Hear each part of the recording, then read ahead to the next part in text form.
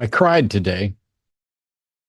And those of you who know me and know I've talked about that before, it's a big deal because I can't really remember the last time I properly cried. A lot of times I would get to the point where I thought I was going to cry and I didn't because I'd get happy that I was going to cry.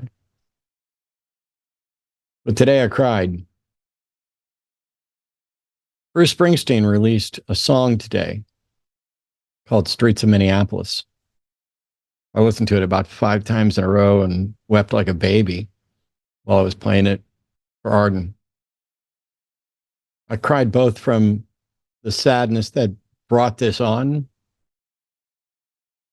and from this incredible hope that rose up in me, because this is a political protest anthem. This is a throwback to the 60s when music had an incredible voice and the people behind it were actively working to stand in opposition to something terrible. I'm going to read just the first verse. Please, even if you pause and go listen to it and come back, this is, I don't care if you like Springsteen or not. Here's the opening in the first verse. Through the winter's ice and cold, down Nicollet Avenue, a city of flame fought fire and ice neath an occupier's boots. King Trump's private army from the DHS, guns belted to their coats, came to Minneapolis to enforce the law, or so their story goes. Against smoke and rubber bullets, by the dawn's early light, citizens stood for justice, their voices ringing through the night. And there were bloody footprints where mercy should have stood, and 2 dead left to die on snow-filled streets, Alex Preddy and Renee Good. Oh, our Minneapolis, I hear your voice singing through the bloody mist. We'll take our stand for this land and the stranger in our midst. Here in our home, they killed and roamed in the winter of 26. We'll remember the names of those who died on the streets of Minneapolis. It goes on in that song to call out Trump again by name, to again remind us of Alex Preddy and Renee Good, to call out Stephen Miller and Kristi Noem and their lies by name, to point out the racist background behind it. There's a line that if your skin is black or brown, my friend, you can be questioned or deported on sight. He calls them out for what they are. Everybody should go listen to it. I made a comment to not only thank him for writing it and posting it, but to say that song needs to be played at the Super Bowl. Fuck, that song needs to be played instead of the Super Bowl. But I'll take the former. Imagine if there were no cameras to expose the lies. Imagine if there were no people out there. This wasn't a protest. This wasn't a riot. Imagine if there were no people out there blowing the whistles and holding up their phones and recording this. When Alex Preddy was shot, they were instantly claiming he brandished a weapon. That's a fucking lie. Brandished is what Rittenhour did. Brandished is what other protesters did. Brandished is what the January 6th people did. Alex had a legal, holstered weapon that he never went near, that they didn't even know he had when they were already starting to attack and spray him with pepper spray. They claimed that he got violent with them. Another lie. He helped a woman that they assaulted. All of this is on film. As they were both being pepper sprayed. And his final words seemingly were, are you all right? Another person caring about another person who made no violent move. He held a camera in one hand, leaned backwards, had his hand up with the other. Multiple agents attacked him, dragged him to the ground. They didn't even know that he had a firearm because he didn't make any move toward it, didn't show it, nothing. He was just there to direct traffic, to expose ICE, to film what was going on, and to help people. He was an ICU nurse. And by the way, I have a friend who knew him. I have a friend who's a veteran who had been treated by him. I didn't know this until long afterwards, and it's not a close friend. It's someone I know casually. So it's not one of my good friends. I don't want to make it sound like I was one step away from him, but I was already this pissed before I'd even hit this close to home. Because nothing should need to hit close to home for you to give a fuck. Of the many agents gathered around him, one of them said gun as he removed the weapon from the holster in his waistband. And at this point, one of two things happened. You can decide which one. Either an insufficiently trained officer failed to follow proper procedures and reacted to the call of gun by not verifying, not following any recognized procedure, and just started shooting because he wasn't trained to do anything else, as another officer joined him in firing 10 rounds into this civil servant almost. They're helping people. Or a hateful, violent Gestapo terrorist chose voluntarily to shoot him even after knowing the gun had been removed. One of those two things happened, and they're both completely awful.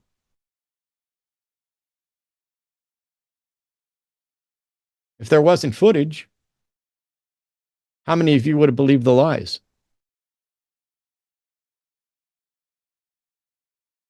Many people believed the lies even after the footage was released. The administration is backing these people up over and over and over again until it just became too much to bear. Until the lie, which Springsteen also writes about, they claim it was self-defense, just don't believe your eyes. This is the lie. MAGA kills and MAGA lies. If there wasn't video footage, what would you believe?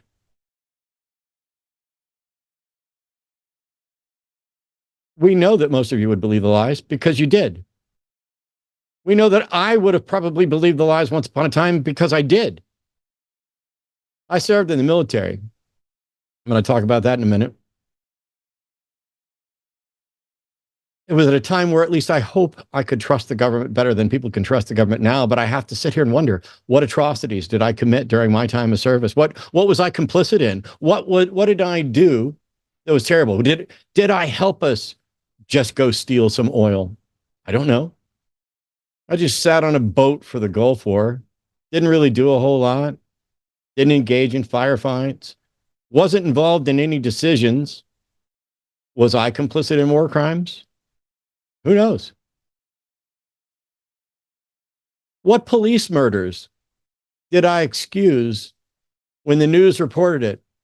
Because that person was a criminal. That person was in this neighborhood. The officers can be trusted. And there wasn't video footage to the contrary. And it's completely understandable because you need to trust. If you can't trust anything, you end up where we are right now, where nothing makes sense, where they flatly tell you not to believe your own eyes, and some people don't. Don't get me wrong. I'm not suggesting people should be reaching conclusions without evidence. But that also means you shouldn't be clearing officers without sufficient evidence either. Yes, innocent until proven guilty, but now we have footage. So record them, expose them, defund them, abolish them, impeach them, arrest them, prosecute them, imprison them, or your kids are next. And the next generation sits here and goes, gosh, why didn't somebody stop this? This Christo-fascist Project 2025 Trump administration has taken Proud Boys and Jan 6 rioters who got their pardons and soldier of fortune gun nuts who couldn't pass basic training for the military, the police, or even ICE until they relaxed it, and given them money, guns, and told them they are essentially above the law. They've given them signing bonuses, irrespective of their qualifications. They reward them for how many people they bring in, whether those people should be brought in or not, whether anybody's followed due processes, you don't need a warrant. They marched into an embassy today. They act without due process, without regard to the Constitution, without regard to the other people in this country or the citizens who they work for, who they're supposed to be protecting. And the administration will pretty much defend them until they just absolutely can't. So make it so they fucking can't ever again. This isn't a military, it's a militia. This isn't a government, it's a Gestapo. It's not law enforcement when you're above the law. I was in the U.S. Navy for 8.5 years, and I'm only going to talk about the boot camp part of it because in boot camp, there's a big day where after a lot of your training, they get your entire company together and they basically just work the shit out of you. They exhaust you mentally and physically until you are a drained husk, where your brain is mush and your muscles are mush. And they stand your ass at attention. And a couple of people walk through giving a rousing, inspiring speech as Lee Greenwood's God Bless the USA plays in the background. It is absolutely, undeniably mind control.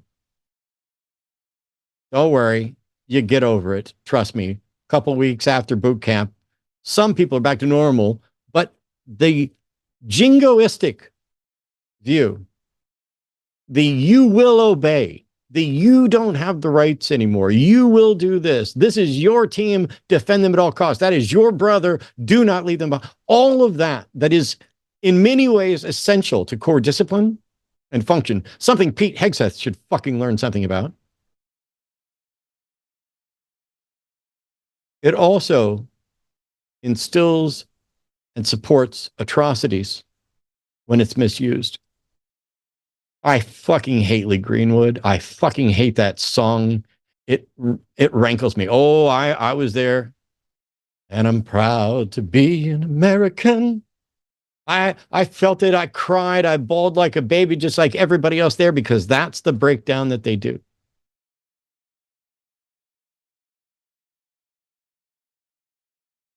Today I heard a new song that should replace that forever. I would like to see a world where, to the extent that we have a military and a boot camp and we have training and we try to inspire people, instead of playing Lee Greenwood's Proud to be an American, we should play Bruce Springsteen's Streets of Minneapolis. Replace that song with this song so that you don't just wear them down and teach them to obey. You show them what happens if they obey without warrant, if they obey without respecting the Constitution, without respecting we the people, if they obey the unjust. You show them that following orders is never an excuse. You show them that these are their neighbors, that in the winter of 26, Alex Preddy and Renee Good were murdered in broad daylight as other citizens recorded it, and as some ICE agents clapped. And as a parade of talking head, idiot, bootlicking, fascist fucks excused it, right down to stupidly saying, you know, if you hold a cell phone like this, it could have been confused for... Fuck you! You garbage thinking, bootlicking piece of shit. There is no excuse for this. Play that song. Show them the recordings. Show them the excuses these fascist bootlickers made. Show them the hypocrisy of Rittenhouse, the hypocrisy of the NRA, the hypocrisy of Trump declaring, you just can't bring guns to stuff like that. That's what the Second Amendment's supposedly for, right? How come your guys can bring guns to stuff like that, but other people can't? And by the way, didn't pull a gun. They didn't even know he had it. That's what the Second Amendment is. Why have the Second Amendment if you can't bring guns to stuff like that? What can you bring it for?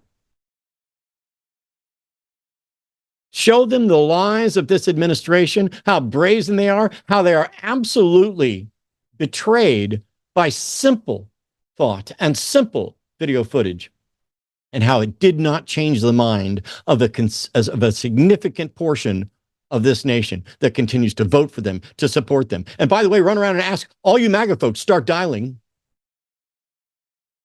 Every one of you that tried to defend the shooting of Alex, I'd like to know now that Trump has essentially gotten rid of and backed off and replaced the people there and said, maybe that shouldn't have happened. And all looking, wait a minute. Does that mean if he's wrong, were you wrong? If you were wrong about that shooting, what else were you wrong about? And if you're not wrong, if you still think this is justified, by the way, I pretty much quit my guild the other day. Not entirely, but pretty much. I play games to get away from some of this, and people in chat were saying, oh, it was a righteous shooting. You can rim my righteous asshole right now. I hope you never have another moment's joy for the rest of your life, you disgusting, bootlicking, fall in line sheep. All of you who think your gun is safe, you're wrong. Your gun is only safe to the extent that they say your gun is safe. Your life is safe only to the extent that they say your life is safe. We have created an emperor. There's a number of great things in that song. And there's one thing in particular in that song for folks like me, because sometimes I can be bad with names and dates. I don't always remember when something happened. Certain significant things I can remember. But on a couple of occasions in the chorus, he dates this as the winter of 26. I'm begging all of you, do not make this song a lie. Winter of 26 is when it happened, and winter of 26 is where it ends. A full-scale restorative revolution must be in full swing by spring. Get involved, oppose the regime, film them, oppose them, help those in need of safety, break the ice, thaw the chill, because if it doesn't happen now, I'm afraid it never will. Joining me tonight, my friend who I finally got to hang out with recently here in Austin, Jovan Bradley. How you holding up? Oh, hey, man. I've been just as mad as you. Pretty angry throughout most of this, which people know if they watch either my streams or if they've watched me on Jimmy's streams. I've sort of just, my fuse is short. It's very short at this point. Yeah. You know, I mean, not to necessarily go down this road, but let's be honest. People of color have been dealing with police brutality and other stuff forever, and basically saying, excuse me, no, that's happening. No, that's not true. That's not true. But they don't have always the evidence to back it up. And they're in a position where they're just not trusted by the people. That doesn't mean that every report of police brutality was real. It doesn't mean every shooting was unjust. But is it? Who's next? Like, once the cishet white dudes start figuring out that they're not safe either, and nobody's really safe, does that change anything, or are we all just completely fucked? Look, you're not wrong. I mean, you got to think of all the people of color who have gone through what Renee and Alex went through, who we don't have footage. And the ones who we do have footage, we have footage of a cop showing up and within 3 seconds blowing Tamir Rice out of the water. Right? We have footage of a lot of them, then still nothing. We have footage of what happened to Breonna Taylor and still no. So the problem becomes so much of the disbelief. So it's good, and I'm glad that finally we are in a position where people are starting to believe what's going on. Crazy how long it took. And we'll see if it holds past what's happening to white America. We'll see if it holds, because no one's naming the people of color that ICE have killed this year. Yeah. It's just not something that's getting named, whereas a lot of people are naming the white people, which I agree. What happened to Renee Good, what happened to Alex Preddy are injustices that we need to combat against. Just saying, I noticed a little bit of the hypocrisy in that. Yeah. And I'd love to make the excuse of, oh, it's because we have clear video footage of this and we don't necessarily have clear video footage of the others. It doesn't excuse a thing. The only thing is, if the clear video footage of this, here's the people that, oh, I don't know, maybe you'll start caring about, and here's the video of it happen. If this doesn't fix it, nothing will. Yeah, I don't know at this point what's going to fix it. There is a national boycott on Friday, I think. Yeah. So I know I, as well as a lot of other people, we're not streaming on Friday. We're not doing no posts, no nothing. Friday is a full blackout. So hopefully some people who are able to will engage in the blackout on Friday. But what we need to do, I mean, in my opinion, it's always been my opinion, is we need an economic blackout.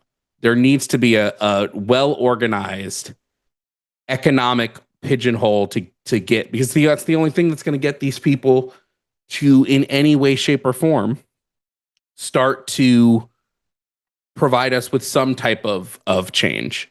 It's got to come economically. So It's worth remembering that while Bovino's out and Tom Homan's coming in, that doesn't mean they're leaving. That doesn't mean that things are going to change significantly. And Tom Homan, I'm told that he'll get out of Minneapolis for $50,000.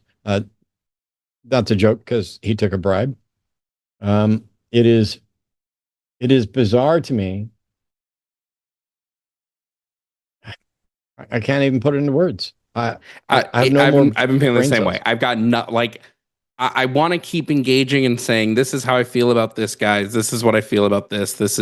But like, there's only so much you can say until you're just spent. You're spent. And unfortunately, for the average American, they can hear about something like this and then just sort of move on, right? It'll be, okay, I can move on to something else. This is our job. We can't do that. I have to watch every angle of every video of every shooting that comes out because I have to make sure that I'm aware of what's going on, or I have to dive head first into all of the atrocities ICE has been committing. So just remember, like, for people like Matt, for people like me, for anybody who does these political type things, we are engrossing ourselves in this, and we're not even on the front lines. I can't even imagine the people who travel to protest and who show up to the communities, because like ours is just an educational standpoint. Like, there are people on the front lines who are even further. And speaking of the front lines, I just want to take a minute to say rest in peace to Miss Shirley. If anybody knows who Miss Shirley is, Beauty to the Streets, she has been pivotal in communities like Skid Row for years now. You might have seen her TikToks. She would feed the community. She would clothe the community in like ways and she would give so much grace to houseless people, to make them feel like they're still a part of the community, to do all of this. We lost a legitimately, like, I can't even, the loss this community feels is massive. So we need people to start getting into your, like, if you're get into your community, get into all, like, we need it. There's no way around it. We need people to start picking up the slack because they're trying to make it so that we don't. Yeah, I couldn't do 500 miles in a week in the shape that I'm in, let alone some of the things. I'm just, I don't know. My brain is not making sense. I mean, we have this this essentially global strike type thing. It also happens to be a day when I'm supposed to be traveling. I don't care if I make it there or not. I mean, I'd like to. And I've been playing in my head a number of different conversations that could happen because I'm going to see my mom for the first time since 2019. And we are on absolute polar opposite sides with regard to politics and religion and everything. So I just want to have a good weekend, but I don't know how to. I don't get how people can be on the other side of, at least, at the very least, I thought, okay, maybe MAGA will have some decorum, at least about the Alex Preddy stuff. But they're sharing, Donald Trump Jr. shared an AI video of Alex Preddy destroying cars from ICE and saying, look what he was doing just a couple of days ago. And it's very clearly AI. He's wearing the exact same outfit he was wearing when he was killed, when it's supposed to be 7 days earlier. You can see it's AI, but he in the video, he destroys the back of the light off of a car, and you can very clearly see that the way that it comes out of the car in a chunk just is not real. So you would think, of all things that we could all probably get behind, and as of now, all that's happened to the members of ICE that killed him is they've been placed on administrative leave. Which happens, by the way. That's standard procedure. It's exactly what's supposed to happen every time there's an officer involved shooting at all. You're all boom. We have to conduct an investigation. And here I am in this position of saying, yes, we absolutely need due process and we need to conduct this investigation. On the other hand, I watched it. The investigation should be, here's the video, there it is. That's it. We I don't know if you saw Christine Ohm after her statement. I felt like you were talking about it a bit in the beginning, but the fact of the matter that the administration is straight up making lies about this man tells you all you need to know. So I don't know why I don't know why we're still, and nothing's going to happen. They're going to face no repercussions. I keep holding out hope that, well, not holding out hope. I pretty much believe at this point Democrats are going to take midterms, but what are the odds they're going to do anything? You know? They're going to take midterms and then what? I don't know. I don't think they have the spine to. We have a couple calls queued up, and one of them I'm going to take, but I mean, even just reading it, I have a question I'd like to ask, but if you're up for it, I'm going to let you start this call, or ask you, not let you, just ask you, please, to start this call. Which one are you looking at? Oh, we're going to Brian in Florida. Brian doesn't like talking to me anyway, so it's probably really good. But all right. Brian from Florida is a theist, pronouns are him, who says the current wave of resistance to our government, I think, is anti-patriotic at this point. And I've already jotted down my one primary question, but I'm going to wait until after Brian engages with Jovan. And at some point, when Brian's ready, I will ask him my question. But go ahead, Brian. You're on with Jovan. Hello, folks. How are you? Shitty. Yeah, had seen better days, Brian. I'm sorry to hear that. Yeah. Well, I think you guys would be happier if you were conservative. But that's obviously I'd be happier if the party that I liked was in power. Yeah, wasn't that like what? Like you said, there's the midterms. That's the beauty of our system, is that we can kind of check these things. Ryan, I just to address the thing that you told the call screener, you said the current wave of resistance is anti-patriotic. Is that true? No, that's what I believe. I don't know if it's true. Okay, can I just ask you, what was the first official thing that the founding fathers did after forming a coalition to separate from England? What was their first official act? Well, they've done a lot of things. Help me out. You don't know what the first thing the founding fathers did, the first act of the quote unquote resistance? It was the Boston Harbor. The government. I guess it depends. No, it was the Boston. It was the Boston Harbor. Looking at. It was the Boston Tea Party, my friend. Oh, like the Boston Tea Party. Okay. Yeah. Seems like resistance to authoritarian rule is kind of built into the the basics of our country. Do you disagree with that?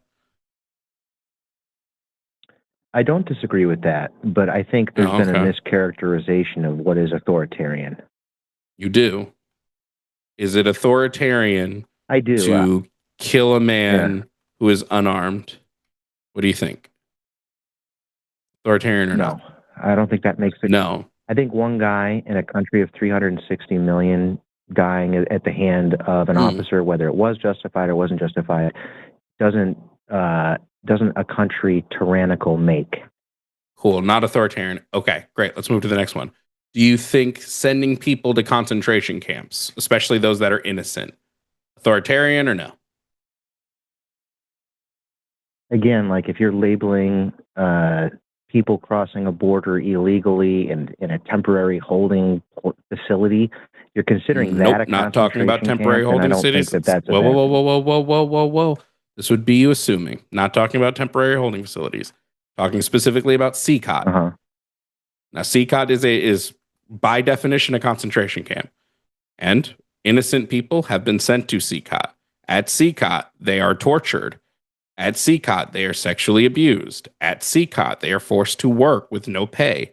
Do you think sending people who are innocent to a place like this is authoritarian? I don't have enough information to. I mean, I just gave you the information. I don't know what you're talking about. I quite literally just gave you the information. So yes, you do. I just gave it to you. There are innocent people being sent to a place where they are being tortured, sexually abused. Tell you the truth, I don't trust that you're having a conversation in good faith, so I can't necessarily believe. Okay, great. Demonstrate why you think I'm not having it in good faith. Demonstrate that, please.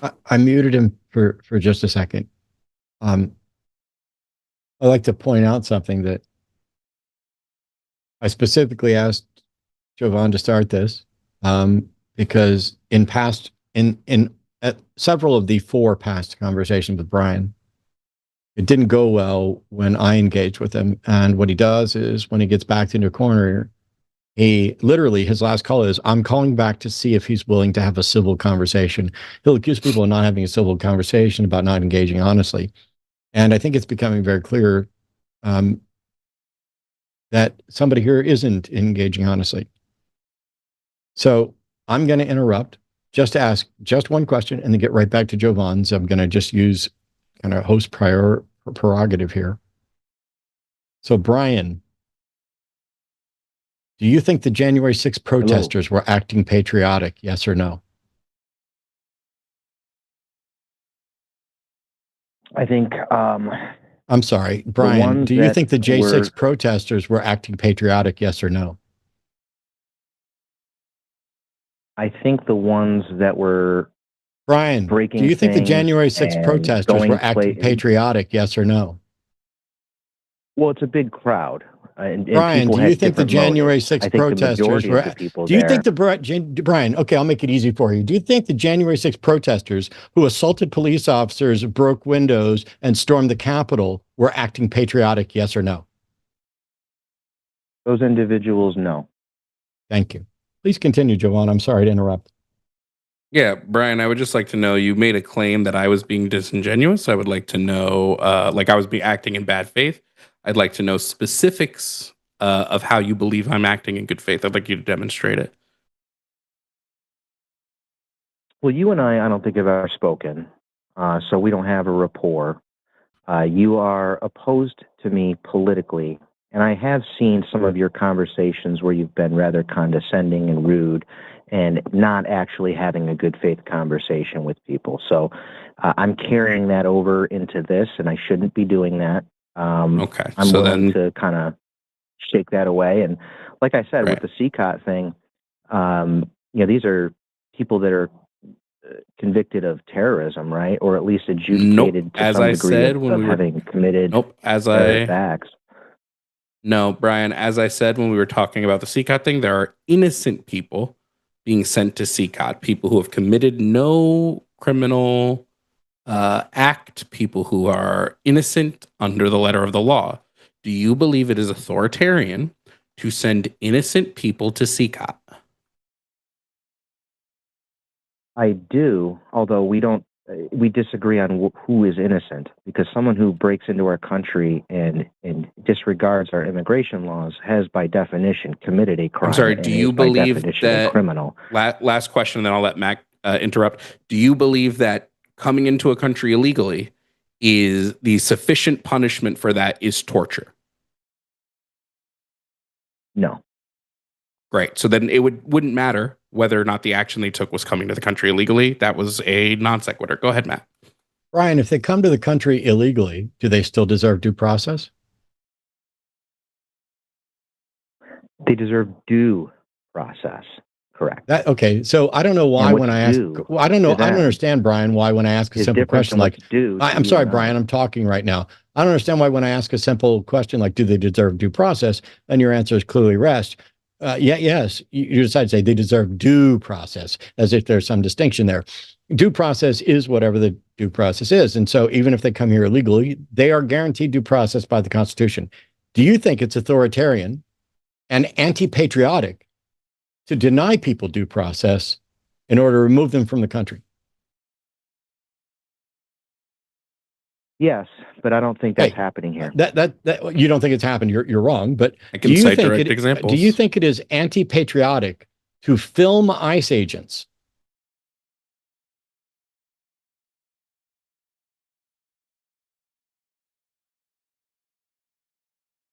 I'm trying to understand what you just said. If someone is standing out on the street filming ICE agent operations in their town, is that anti-patriotic for them to film it?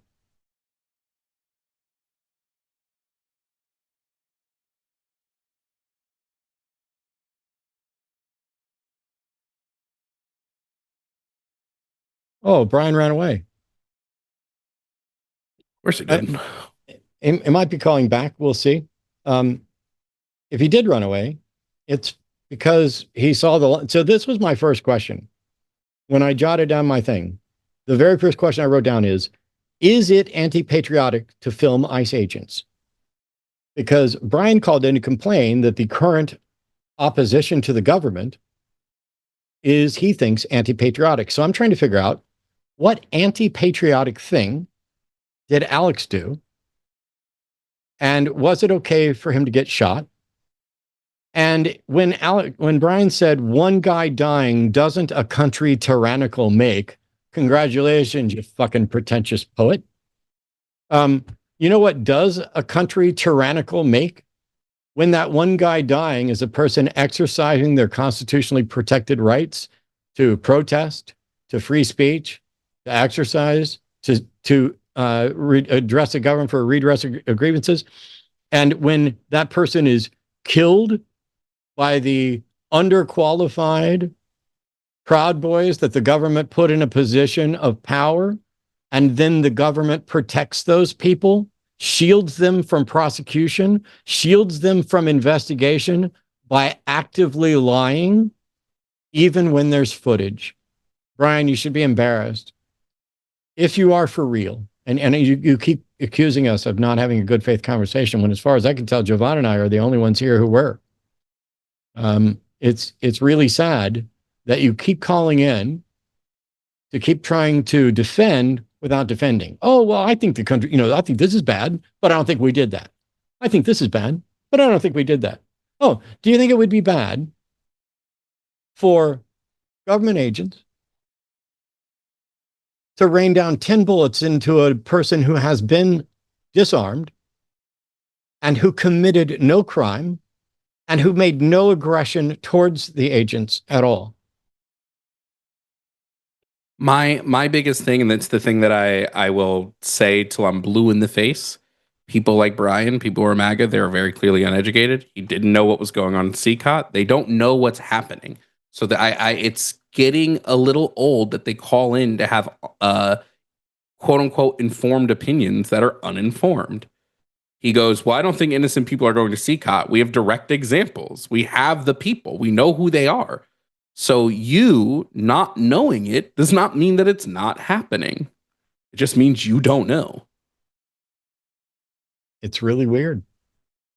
Yeah, the second question that I wrote down that I didn't get to was essentially, I did kind of get to it, which is it anti-patriotic to exercise one's due process or one's to protest and to seek due process? Because I'd really like to know, what is it that's anti-patriotic? See, I'm a patriot, but I'm not a jingoist. I'm patriotic to the Constitution and what the Constitution is supposed to be and what it's supposed to protect, and the ideals and principles that we are to be striving towards. This administration is decidedly unpatriotic. The president just said you don't have a right to bear arms. Or this is after the president has said that you don't have freedom of speech, by the way. He's already late. He's already hit that one. So he's done the First Amendment. So now he's moved on to the second. Yeah. We're exhausted by you real and fake bootlickers. We are exhausted by the complete idiots and those who are completely apathetic and the trolls who want to keep spinning this up. I'll give credit. I'll give Brian credit. He calls in with an actual telephone number rather than, a website or whatever else. He's called 4 times, has not done anything but say he disagrees, has not made a case for anything. Just, we're on opposite sides of a political thing, and I don't believe that what you're saying is real. Oh, Brian's new nickname is Ostrich, because Brian has his head buried so deep in the sand, or perhaps so far up his ass, that he has no idea what's going on. And when you ask him very simple questions, he can't give you simple answers. If you ask him a yes or no question, he has to restate it. They deserve due process. And then I guarantee you, I know what the phrasing was that way. He wants to then engage in some sort of legal battle. What should count as due process? And then you get the idiot lines like, well, they didn't follow due process when they came in. And I'm like, that's not what due process is. Anyway, it's we have so we have the legal precedent. He would lose on that every time. I just have to go to the bathroom really quickly, Matt. If you want to start the next call, I'll be listening to it, so I can just hop right in when I get back. I'm going to start this call because Nate is an atheist in Arizona. Pronouns are he, him, and he says MAGA doesn't kill. Why say this? And does Trump support rural America? Hey, Nate, how are you? Hey, I'm good, Matt. How are you? I'm pretty good. Did MAGA kill Alex Preddy yesterday or the other day? No, sir. They didn't? They didn't by electing and supporting an administration that put unqualified people in a position to kill people? Did Alex deserve to die? Alex did not deserve to die. Was that a murder? I'm not a judge. I'm not a jury. I'm not an investigator, not a state prosecutor. It looked like murder to me, though, Matt. Would you say it's like an unlawful, unwarranted, unjustified homicide? Yeah, extrajudicial killing is what it looked like. Okay. So how is it that MAGA, the people who elected and supported this administration more than once, despite knowing and being warned that this was the plan, how are they not complicit? Because this is precisely for that reason. Because this is the plan that Donald Trump has been saying the same thing since the 1990s. I'm sorry. I apologize, Nate. I don't mean this to be mean, but that may be the stupidest reply to anything I've ever asked today. I specifically asked how, if they elected and supported this, are they not complicit in that unjustified homicide?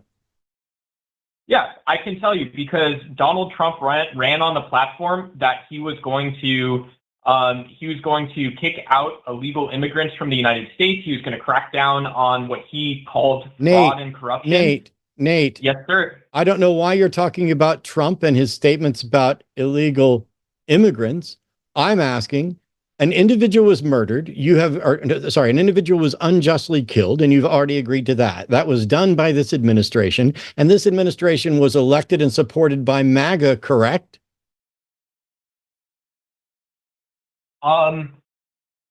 Yeah, that was Yes. Donald So Trump's if this campaign so here's slogan, my people question. identify as Here, MAGA. buckle up, Nate. Buckle up and listen. Here's my question for the third and final time. If MAGA explicitly supported this and voted for it, knowing it would happen, how is it the case that MAGA is not complicit in this homicide? There can be many different causes and explanations of what occurred. Nate, go away. Fuck yourself. Goodbye. Fuck you. Oh,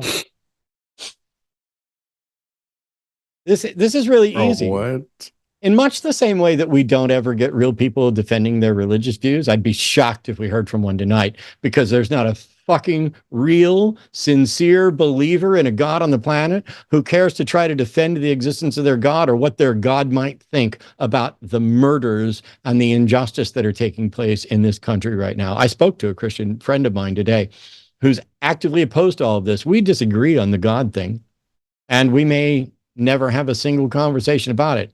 But at least we agree, whether this is godly or not, whether this is, no matter what the assessment of this is outside of it, this is not a good world. This is not a better world. And so watch what they do. I can't get over this whole, they voted for mass deportation, but they're not complicit in what ICE does because they voted for mass deportation. That makes the most sense of anything I've ever heard. Yeah. Oh, they're not complicit because they knew this was going to happen. Hang on. That's literally what it means. I'm sorry that maybe I apologize. Maybe English isn't his first language. And there was some other bit of confusion there about what complicit means. I shouldn't use big words like complicit. But he called in to say, MAGA doesn't kill. Why say that? I'm sorry. If I load a gun and hand it to you right after you tell me that you're going to use it to kill somebody, I'm complicit. And you saying that Trump said this is what he was going to do further makes my case. And if you're calling for some sort of, artistic troll, I don't need that. I need to find out who's defending this and why. So here's somebody else. Eric is calling from Florida. Pronouns are he, him, is a theist, and he disagrees that MAGA kills and lies. Eric, is Kristi Noem MAGA? I think that's a tough question. I think at the end of the day, my disagreement. I'm sorry, Eric. MAGA is a pretty big generalization. I'm sorry, Eric. Generally speaking, is the current administration commonly noted as MAGA, including Kristi Noem, Stephen Miller, that stuff? I mean, yeah, that's the point, right? Okay, well, cool. That's did Kristi Noem lie? I'm sorry. I'm asking really simple questions here because I'm trying to get to a point, Eric. Did Kristi Noem lie when another MAGA person killed Alex Preddy? Well, what'd she say? Okay, go ahead, Jovan. We have another person with their head up their ass who doesn't know what's going on. You're muted, Jovan. Oh, sorry, I was muted. This is funny. Just Eric, I'm just so confused. How you didn't listen to Kristi Noem, the head of the Department of Homeland Security, make a statement when an agent of the Department of Homeland Security killed somebody? You didn't listen to what her statement was. I'm asking you what the lie was. Was he brandishing a weapon? Jinx, Matt, you owe me a soda. Okay.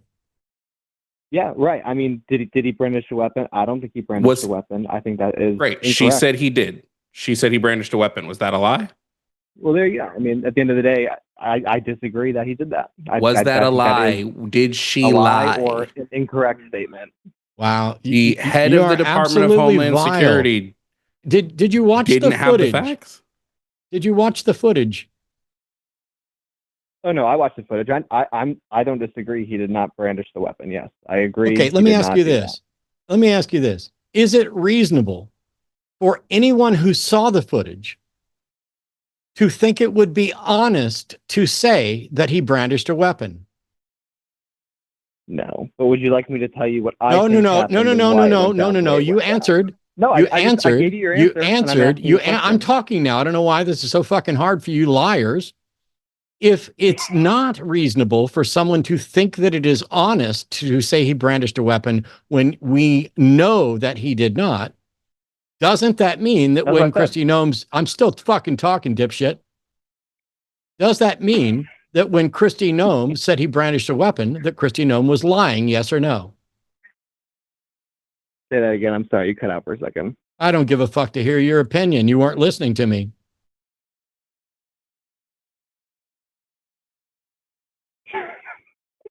Keep laughing. You need to grow up, bro. You're like 50 years old now. That's how you're talking. You I'm can't like, even have I'm a sorry. normal I'm sorry. debate. Literally, your phone messed up there, so I didn't hear what you said. I'm like the what? You're probably about 50, 60 years old, and you can't have a reasonable, articulable discussion. You have to sit Oh, there no, and no. stare. Eric, I'm try and I'm cut 50. people off. I'm wait, 50. wait, wait. Hang Hold on. on, Matt. I'm 56 years old, and I've been debating this stuff for 20 years. What I don't do well is engage with liars who don't take this shit seriously while the fascist government kills people and lies about it. I just Hey, want to know listen, what I'm- wait, sorry, Eric, hold on. What specifically have we said that's unreasonable? Well, nothing you said is unreasonable. I understand, and you guys are very, Okay, so when you said, hold on, but Eric, you guys are excited about the politics. Well, hold on, let me finish. Eric, let me finish. No. I asked you a very simple question. You answered it, nothing. But And you I said, answered your but question. you said that No, Matt you couldn't lied. be reasonable. Yet Matt and I have given you reasonable arguments this whole time. So are you just speaking out your butt, or what's going on? Well, you're not letting me speak. I think I've gotten maybe 3 words in at once. So maybe just give me about 5 seconds to explain my point of view. I don't really think your point of view is going to change anything. But go ahead. I'll give you 10 seconds uninterrupted. You don't think it's worth? I think you're No, I not don't think going to liars are say worth anything listening to, that's but I'm going to let it happen. I don't think you're going to add anything. I think you're going to not make a point. So I'm going to give you I will give you 15 seconds. I'll give you 15 seconds. I want to see if you make an actual coherent point. Yeah, no, absolutely. So I think the whole issue that lied in the most recent shooting, I think the guy that grabs the weapon out of his waistband accidentally did what's called a negligent discharge, or fired the weapon on accident, which scared the other officers because that man obviously can't handle a firearm appropriately. And so I'm the sorry, other officers who Eric. are also, they are No, not Eric. ICE. That was No. So Department of Home. Eric, I'm sorry, but as I said, I don't care about your opinion. I definitely don't care about your lies. I've watched the entire footage. The officer that removes the weapon from his waistband pulls it out, and you can clearly see him handling it by the handle like this and moves away instantly. And he is facing the other direction when the first shot is fired, and he turns his head back to see it. You are now, because you're not real, because you are another liar, because you have been outmatched with the most simple questions ever and decided instead to laugh and mock people who are here seriously, who are way smarter than you and way more honest than you. You have decided to try to spin a narrative that is almost as stupid as that looks like a gun. They should put you on Newsmax, Eric, because you think that, oh, the officer accidentally just fired a gun, and that's what prompted the other shooting, when we already know from the frame-by-frame footage who fired the first shot, when, and how. And as that officer that you're talking about went and removed that gun from his waistband and turned and moved away, somebody said gun, and the individual standing to the left of the frame from the woman in pink's perspective footage, which I would recommend you go watch, reached and put his hand on his weapon, drew it out and pointed it. And we can see the first shot came from that individual as there's recoil. That is what the evidence actually shows. Why should we ever favor the speculation of a liar like you over the evidence that we can see and hear with our own eyes and ears? Do you think that I think he should have been shot, or that I think that's justified by any means? Is that what you think I'm thinking? Because that's not the answer, and that's not accurate. I don't think you're listening. I don't think you listened to a word Matt said, if that was your takeaway. Let me do this again. I love how Every time one of your ridiculous statements or lies gets exposed by the facts and the fact that we know all of this better than you and we're both and more honest than you try to deflect to something else. And a minute ago, it was a fantasy about how you think an officer did this and you have no evidence for it, and all the evidence is opposed to it. And then when I explain that, now you want to create this straw man of, oh, do you think I think this? I don't think you think at all. I don't think you have a functioning brain that is worth listening to in any sort of honest capacity. I'm not speculating at all about what your motivations are. I don't know if you're a troll. I don't know if this is like a Howard Stern Baba Booey moment for you. I don't know if maybe you're a YouTube clip creator and you're trying to, ooh, let's call in and see if we can piss Matt off today. You can't. I've already won. I've beaten you. You're calling me. I'm not calling you. You're trying to get a rise out of me. I'm just trying to get to the truth. You're the one that's been ageist and lying and stupid. I mean, I won. I could hang up on on you right now, and we would have a great clip to expose either how you, as someone who may be MAGA, is stupid and dishonest, or you, as a troll who may or may not be MAGA, is stupid and dishonest. So I've already won. So let me bring you back, because I don't want to be rude to Jovan, who might want to play with you like a chew toy too. And let's, instead of speculating about what you want, let's ask you for real, Eric. Let's set all this aside. Genuinely. I genuinely want to know, why did you actually call? What is not for the laws, not for the prods or anything else. Genuine. If you just called to fuck with us, if you find it funny, I would love to know. Because right now, that's the only closure I don't have. I am better than you in every perceivable way, and I understand all of this in every perceivable way better than you do. I want to know why you called. That's the only thing I'm missing. Would you give me that closure and let me know why you called? Thanks. Wow, I'll be honest. I think you really like to hear yourself talk. That was the longest run-on sentence I've ever heard in my entire life. The reason I called was to have a genuine discussion and not listen to you two berate or whatever it is you're doing. I thought this was going to be a nice open forum discussion, but instead it's turned into this thing where, you constantly swear and can't really say, you use the same talking points. You're not really listening to my point of view. Talking points. I'm sorry, Matt. I'm sorry, Eric, point of view. Eric, what talking points are we using specifically? Yeah, I mean, everything that you said with Be DHS specific, please. not shooting. You've literally just gone in circles with everything that you said. You didn't Sorry, even look at my I'm point sorry. of view Can you and be go, specific? Okay, yeah, that maybe could have been a negligent discharge. I'm so tired of opposition who just uses phrases but doesn't elaborate. What specific talking points have Matt and I used in this conversation? You're not listening to what I'm saying. I hold on, I am. Hold on. No. Right? No. Eric, I'm listening. Eric, I'm listening to what you're saying. You said we just use talking points. Eric. Yes, please do that. Please do that because the second you get pushed, bro, the second you get pushed on anything, you pussy out, dog. The second you got pushed on something, you pussied out. Eric, don't hang up, Eric. Don't hang up, Eric. Don't hang up, Eric. Don't hang up, Eric. Don't hang up, Eric. I would like to put you on hold and have the call screener get a post office box of your choosing where I can send you a gift, because and I mean this genuinely, you have freed me just now. I struggle here. I'm going to mute you because I know you're getting ready to interrupt me because you're not going to like what I'm going to have to say, and you're going to get to hear another run-on sentence. I'm going to return you to the queue. If you would give the call screener a post office box where I can send you a gift, I will send you a gift, and it will genuinely be something that is useful for you, that you should potentially like. Because let's be honest, I've done this for 20 years, and I actually care and am honest, and I do this professionally. Both here and elsewhere. And so a lot of people will call in just to talk in circles and try to get my goat and rile me up because they know I care and because they don't care. And I've already reached a point where I'm kind of satisfied with the fact that I won in many ways, but I lacked closure.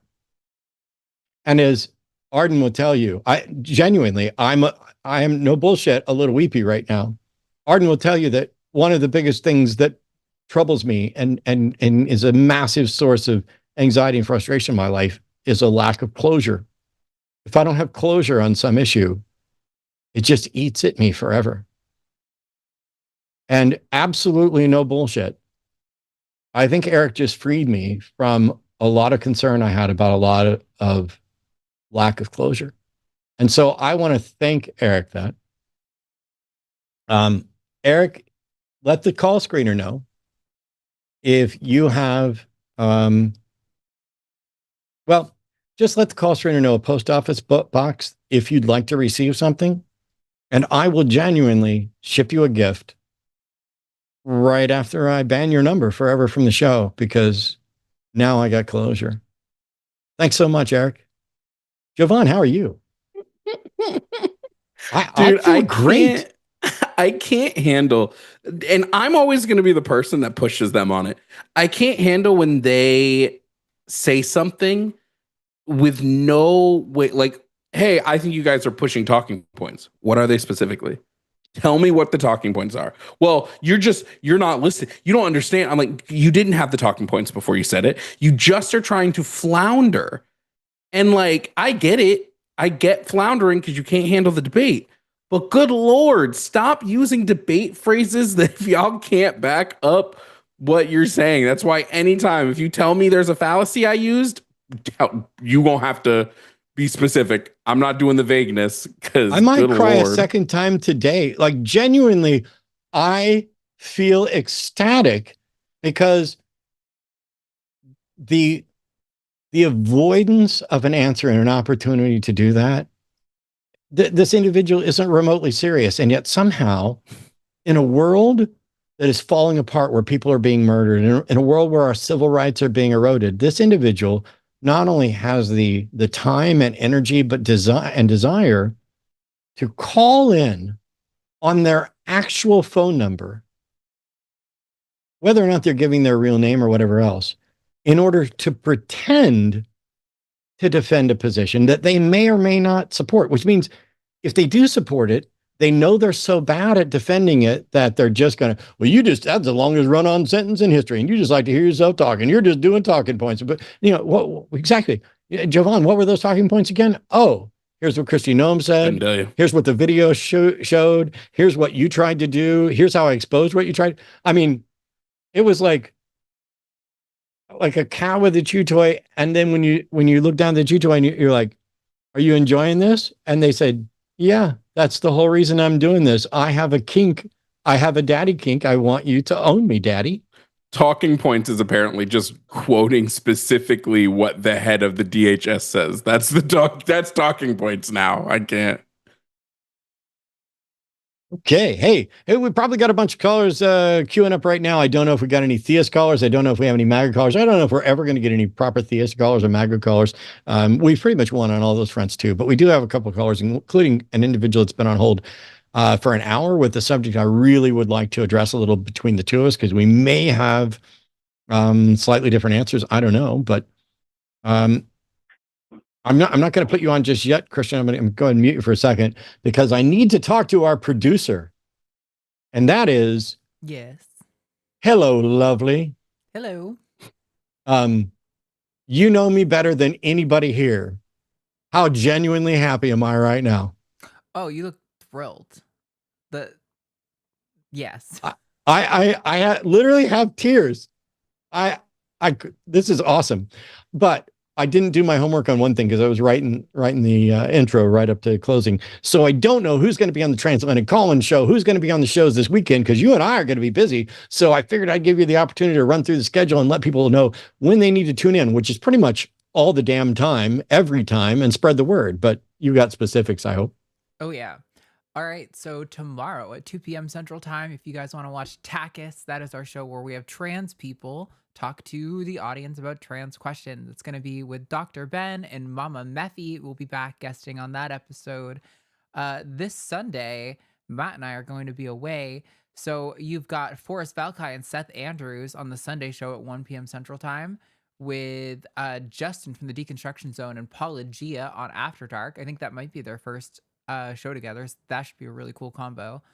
Monday on Skeptalk, it's going to be Arden Ra and Natalia Reagan. I know a lot of you have been asking to have Natalia back. She will be back on Monday. Chewed Gum on Tuesday is going to be Alyssa Lube, and Promise, you guys, Promise is going to be on Chewed Gum again this coming Tuesday. Get excited. The duo will be back. Then next Wednesday, back here on the Hang Up, Justin from the Deconstruction Zone will be back again.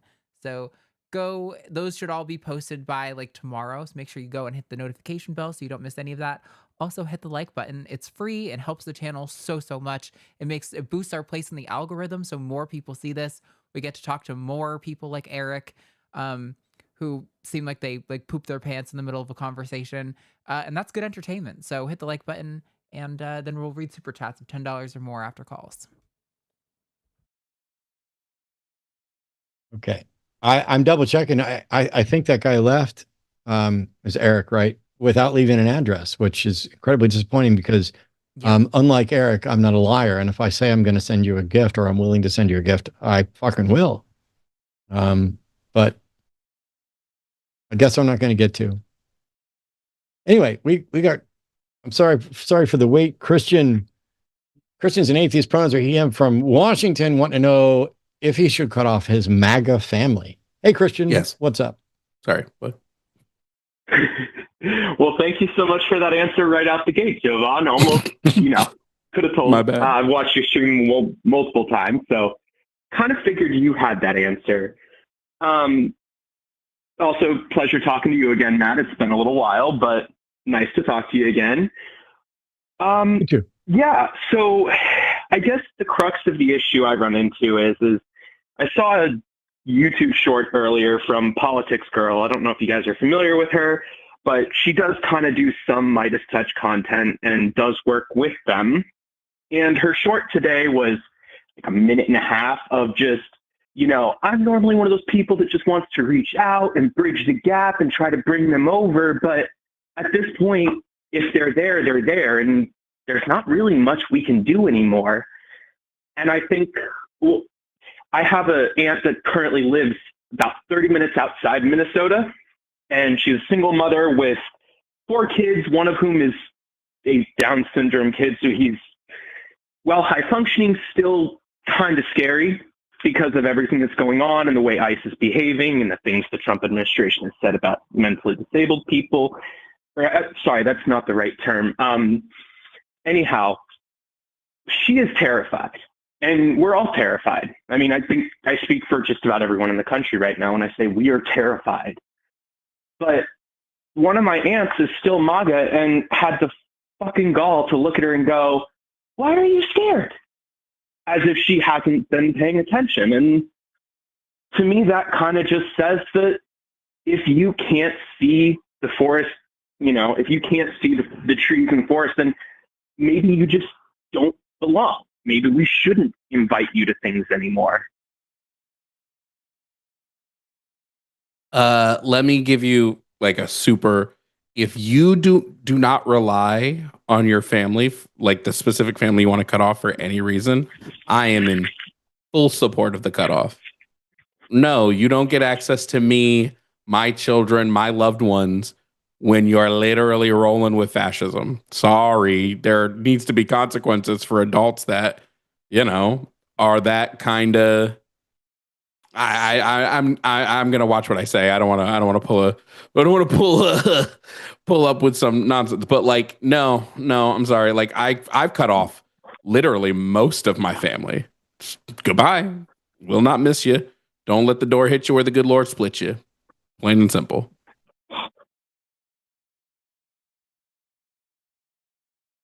I was just quiet because I was going to see if you were going to respond to what Jovan said at all, but I have a lot of thoughts on this.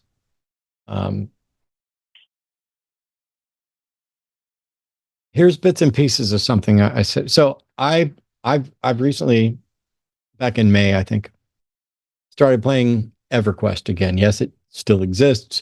I played years ago and very early on, but I didn't play for like 20 years. But some friends of mine played, and I've gotten back to playing, and I've enjoyed it. It's been a good distraction.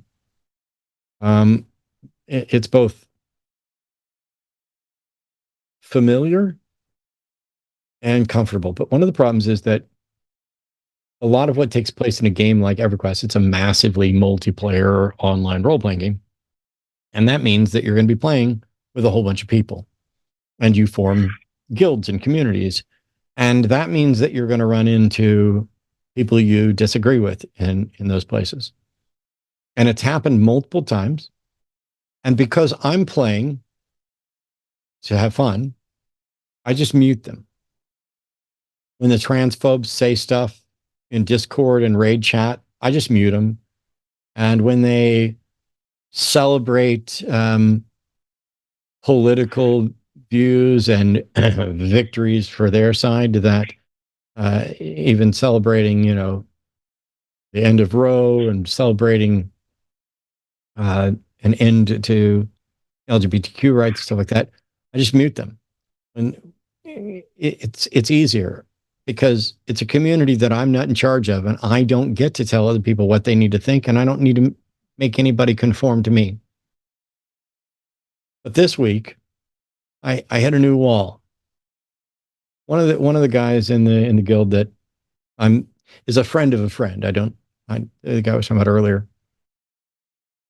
He was treated by Alex Preddy, and he was in the guild chat listening to people celebrate and call it a good shooting. And I sent a message to one of the guild leaders today. And amongst the other things I said, I was letting her know that I wasn't going to be on and participating in the guild for a little while, although I was still playing, and some of it was about being busy. But I said, sorry for the venting. I just didn't want to stay away without at least letting you know. As our government violates our rights and kills people in the streets in broad daylight and on film and faces no consequences, I'm beyond despondent. But listening to people excuse it or applaud it, that's just too much. Myself and my wife and my friends are labeled violent domestic extremists despite never having advocated for or supported violence, all because we're lefty humanists who support things that this administration opposes. I just can't hang out with folks and have fun with folks who are openly celebrating what's happening. And I noted that they're entitled to their views and I can't mute them. I'm not here to change the guild. But I've decided I don't just want to mute them. They are so despicable that I don't want to help them, even in a video game for a moment. I genuinely hope that some of them never find another moment of joy or peace for the rest of their life.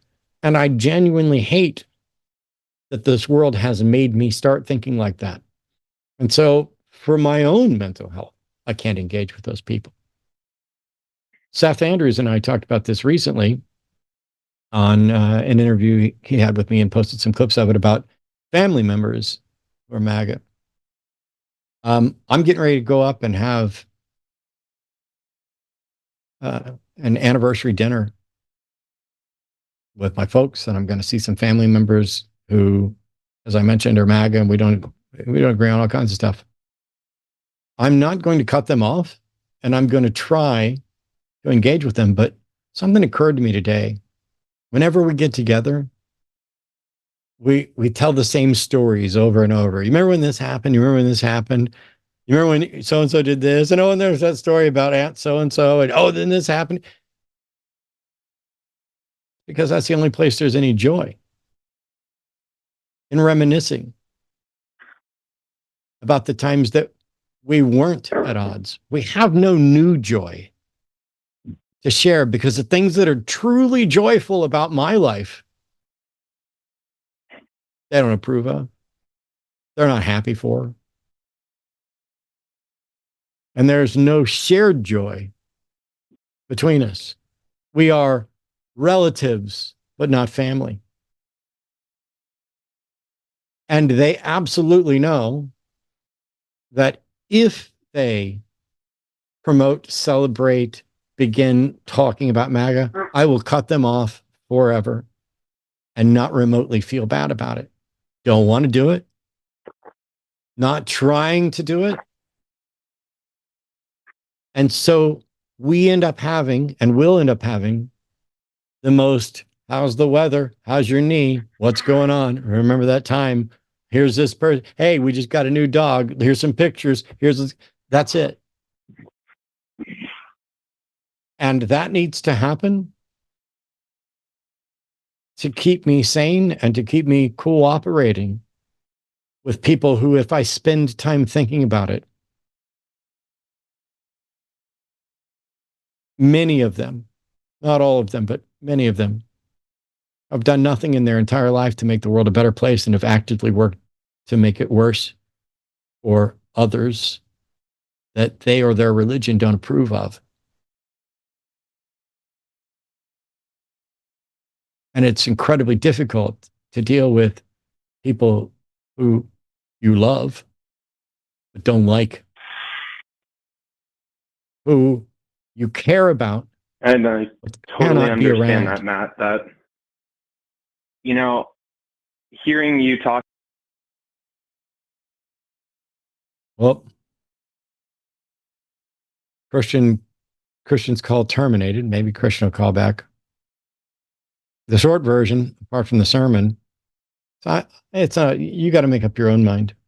I haven't cut off all of my MAGA family. I've cut off the ones that are incredibly problematic.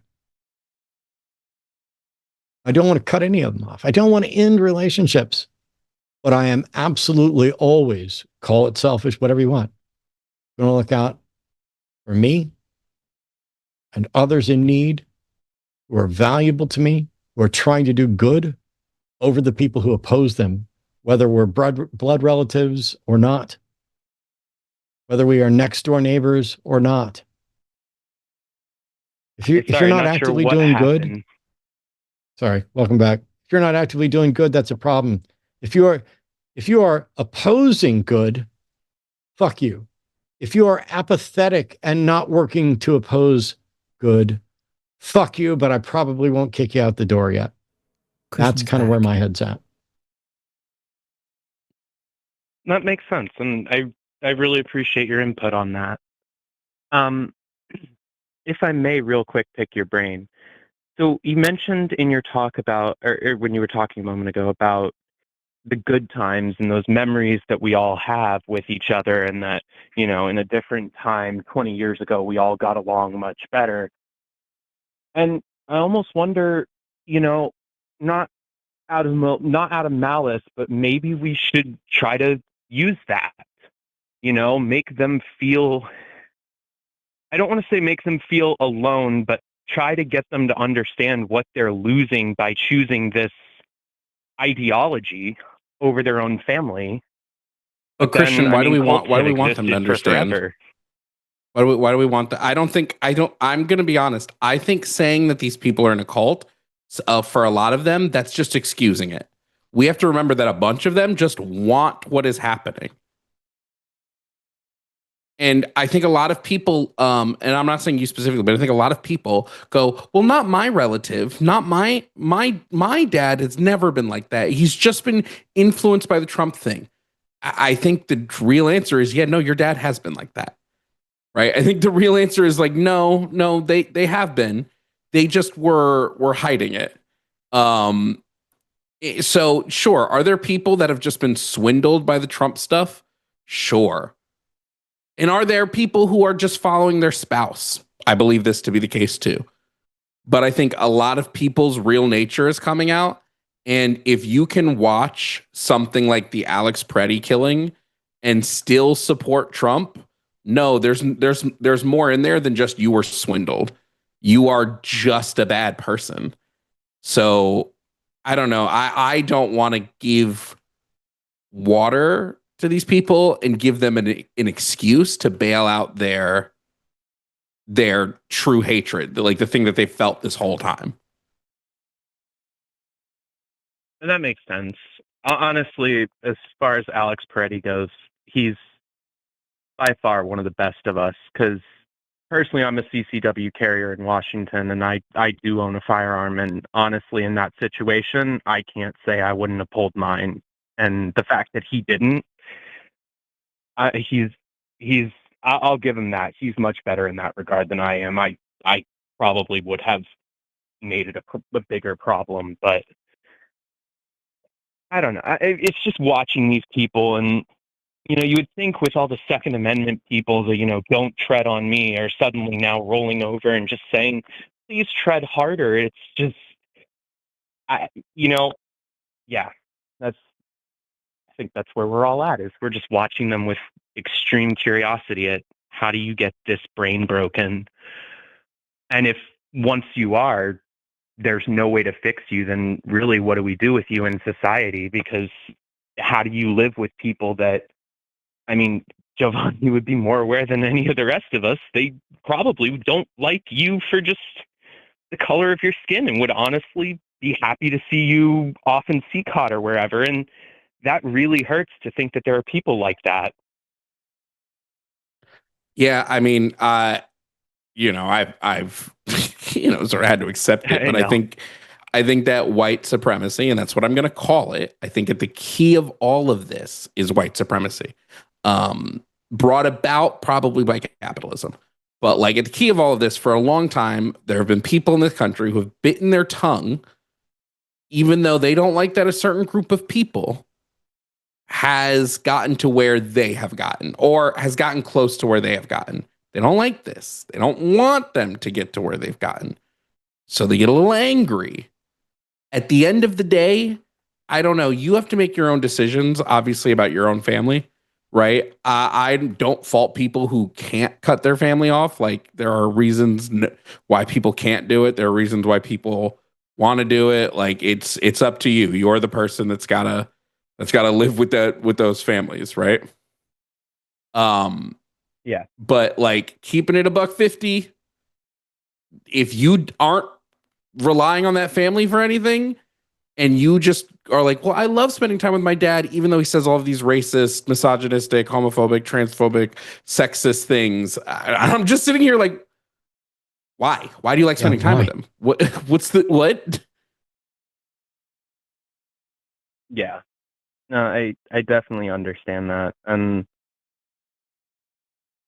it hurts, especially because the aunt I'm talking about in particular has a trans daughter who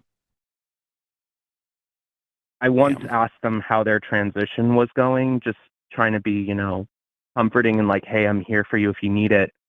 And their response was solely based in the physical and what parts were now missing. And it was that wasn't the substance of my question, but the fact that that's where you took it tells me how your family treats you. And even though they're, quote, in the rest of the family's eyes, very, quote, supportive, I just, if that's your immediate response to when someone asks you how your transition is going, then I don't know how you could feel supported in that environment. And it just hurts watching, cousins I grew up with suddenly now forced to deal with that. And I'd exercise a little caution there, Christian, and I could be wrong, but my head goes to a slight different place when you ask someone a question like that, and that's the answer they get. You could be right, but I don't know that I would dig so deep into saying, "Oh, I know how this is going in the way that I asked, or how your family treats," because it's an incredibly complicated mess, and when people are trying to, I get what you're saying. Basically, they have to dance around this question or answer only certain aspects of it in one way. And so you think that's what they're doing there. I wouldn't read too much into it. And I'd call the Transatlantic Call-In show to potentially get the thoughts of people who aren't as stupid about it as I am. Also, let me say real quick, if you're sticking around because you have a family member that you kind of want to protect, I think that's a fine reason not to cut off family members. If you're being civil just because you're they need an advocate, totally fine. That I understand, to a T. Yeah. 1,000,000%. I would say that's why I'm hanging around, but I also know that part of the family could not give a fuck what I have to think about anything they're doing or saying. So. Sure, but even just being a listening ear to the person who needs it is oftentimes a lot. Like that can help a large amount. So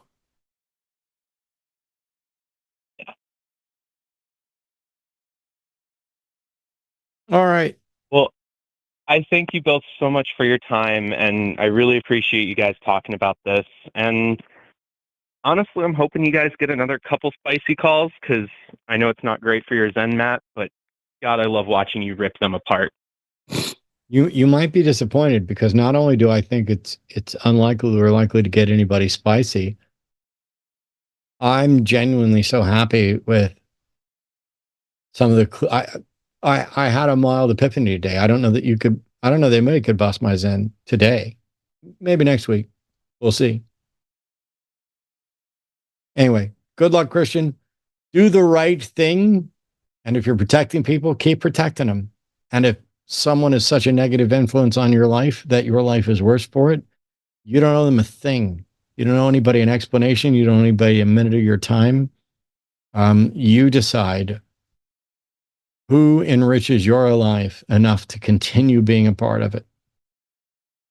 Take care. Thank you. So we got a couple other calls. There's some calls actually queuing up. As a reminder, super chats. That's your opportunity to give us your money. Give us all your money. I don't ever say that. Give it $5, $5, $5, $5, $5. Oh, wait, did we say, is it at 10 tonight? It's 10. It's 10. $10, $10, $10, $10. Just keep doing it. Get your comments in. I don't care if it's $10 to say fuck ice, $10 to say thank you, Bruce Springsteen, $10 to say thank you, Jovan, for putting up with Matt. Can I ask? We read everything over 10, but can we read any fuck ice message, no matter how much? Yeah. Absolutely. W. Yep. I will sit here. Granted, Be right back. I have to drop the dog off at the boarding facility in the morning. So if we're still here reading fuck ice at 7:00 in the morning, I will slip away for a little while and then come back and keep reading the fuck ice messages. But you guys know, Wednesday night is my therapy. I mean, the Sunday shows, the religious discussions, they are always going to be the heart and soul of what I do. It's me. But I watch what's happening in the world, and I don't know how to not do stuff. And I have dangerously waded into areas where my knowledge is not as good as it should be. And that's why I'm grateful for people like Jimmy and Jovan and Andrew Seidel and Dr. Aaron Adair and Erica Gutze-Gibbon and Forrest Valentine, Arden, Lux, Josie. I'm going to forget somebody. All the people here on the line who know more about so many things and are so much better at some of this stuff than I could ever be. But it's you guys who are here watching. There's 2,500 people here on a Wednesday night. The line is closing in on 200,000 subscribers. Right now it's 191,000 and some change. If you're not subscribed, please do. It'd be nice to hit 200,000 by Groundhog Day. That's Monday. Over the course of this weekend, to get 9,000 new subscribers, because we're sitting here saying break the ice, fuck ice, abolish ice, to get over that 200,000 hurdle. My personal channel has more than 200,000 subscribers, and I do less on it, although I will be doing more. As I'm waiting on a new computer to arrive, and when it's here, it will be set up, and there will be some changes. This particular green screen background that you've been seeing for ages, that's probably going to change. I'm going to change the studio stuff.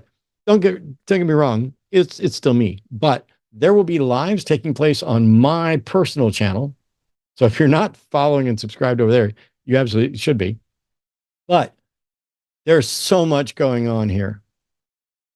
And I know for a fact today that while I was having a weird day, because there's so much going on, the people in charge of the line were having a meeting to plan out next month and beyond. And as always, I am incredibly honored and humbled to be surrounded by so many great people who work so hard so that I can just sit here, because I like to listen to myself talk, you see. and we'll just sit here and usher out talking points until there's a closure that gives me a sort of euphoric hair standing on it. Anyway, it's my therapy, and it's one of my therapies. I also have therapy on Thursday, so please, we will be reading the super chats. We have Mary on hold right now, and Mary is an atheist from Minnesota, pronouns she, her, and because she's in Minnesota, she wants to talk to us a little bit about the benefits of whistles and things like that. So, Mary, welcome to the show. Are you well? Hi, Matt. Yeah, I'm well. Thank you. Good. Stay safe and let us know what's going on. Thank you so much. Yes, I'm okay. I live in St. Paul. I commute to a suburb outside of the Twin Cities, but things are kind of dire and strange and weird. You see really weird things. You see abandoned cars. You see punched out windows. I've seen, I've almost been pit maneuvered off of a highway because ICE was chasing somebody and they stopped somebody like not even a mile away from my house. You kind of basically make alterations to your daily life, even if you are a citizen. You make sure that, you're watching for out-of-state license plates, that they don't run through red lights and, ram through. You move very carefully, but you also feel, if you're a citizen, you also want to make sure you're doing your part, whether that's striking or donating food or getting on the ground and getting involved in other ways. And so one of the ways I feel like I want to help get involved is to talk about whistles, because there was a post that kind of went semi-viral. It was posted by an advocate on Instagram named Kristen Mink. And I believe she's tied to a Maryland advocate group. I first saw it on Instagram, but I believe she posted it on Facebook as well. It was talking about how a few advocate groups in Maryland are choosing to not use whistles. They talked about some of the detractions of not using whistles. And to me, that was really surprising because a lot of our legal observers here are able to mobilize super quickly. And in fact, some of the benefits are you alert people in the immediate area. Not only that, you get people who might be impacted, whether they're citizens or not. They might be racially profiled illegally, regardless if they're citizens or not. You get them to a safe place. You are able to distract the ICE agents because they're poorly trained as it is. You are able to mobilize so quickly. And so, but to be fair to this advocate group, there are some downsides that we do need to consider. For example, if you have too many whistles in one place, you can obviously overwhelm videographers who are trying to get the name of the detainee, for example, right? And you can't hear. And so I'm just curious, because this advocate was saying, like, we need to listen to minorities and it's traumatizing for people. And I would argue it's already traumatizing being in an occupied city. It's traumatizing to be almost pit maneuvered off of the city, off of my highway, going home, and then to be filmed silently with no whistles around. And so I'm curious, like, if, like, I don't know, if either of you have heard anything or have opinions about this, because to me that it seems very counterintuitive. And I'm also wondering why this is an opinion right now that is suddenly forming despite the success of Minneapolis. So Sorry to ramble. No, you're fine. And I'm going to be incredibly disappointing in that I don't know. I have started hearing about ICE efforts in Austin, where I live. Although right now everybody's saying it's like normal operations, and because Texas complies, you see, despite the fact that there's a larger immigrant and potentially potential population of immigrants that might be justifiably deported in Texas than there are in Minnesota. Texas voted for Trump and has a governor that supports Trump, and so Texas isn't the focus, and neither is Florida, and any number of places. It's the liberal strongholds, where in Minnesota, where there's 130,000 estimated immigrants that may have a status, and since they're not following due process, we don't know. And they've already shown their hand. They're like, Pam Bondi's like, yeah, we'll go ahead and pull ICE out of there if you give us the voter rolls. That's what this is about. They are trying to foment violence, stir up discontent. They are retaliating against the people who did not vote for the Gestapo. They are trying to get the voter rolls. Ostensibly, if you were to bend over backward to give them benefit of the doubt, you could say they have legitimate concerns that there was fraudulent elections and they want the rolls to verify it for themselves. However, since they are consistently known liars, and since all of the available evidence has already disproven that, the more nefarious reason is that they want those rolls so that they can either eliminate or cheat or override or manipulate elections themselves. I don't know, and I'm glad Jovan is back. Essentially, Mary's asking, she's heard there's potential problems with the whistles and things like that, but she's also a little suspicious because she's hearing it now that it's been slightly more effective. But I'm not a community organizer. I'm not a protest organizer. I haven't been able to participate in any of the ones that are like that. Have you heard anything? Have you problems with which whistles specifically? The whistles people are using to notify. So essentially, go ahead. I'm sorry. Go ahead, Mary. You know better than I do. No worries. So Maryland organizers, specifically immigrant advocacy groups, are saying that one of their problems is that it causes trauma. It's traumatic for certain people. And I would argue, I think it's much more traumatic to be dragged off the street while it's people traumatic. They're saying film you. Sorry, they're saying it's traumatic to hear whistling? Yes.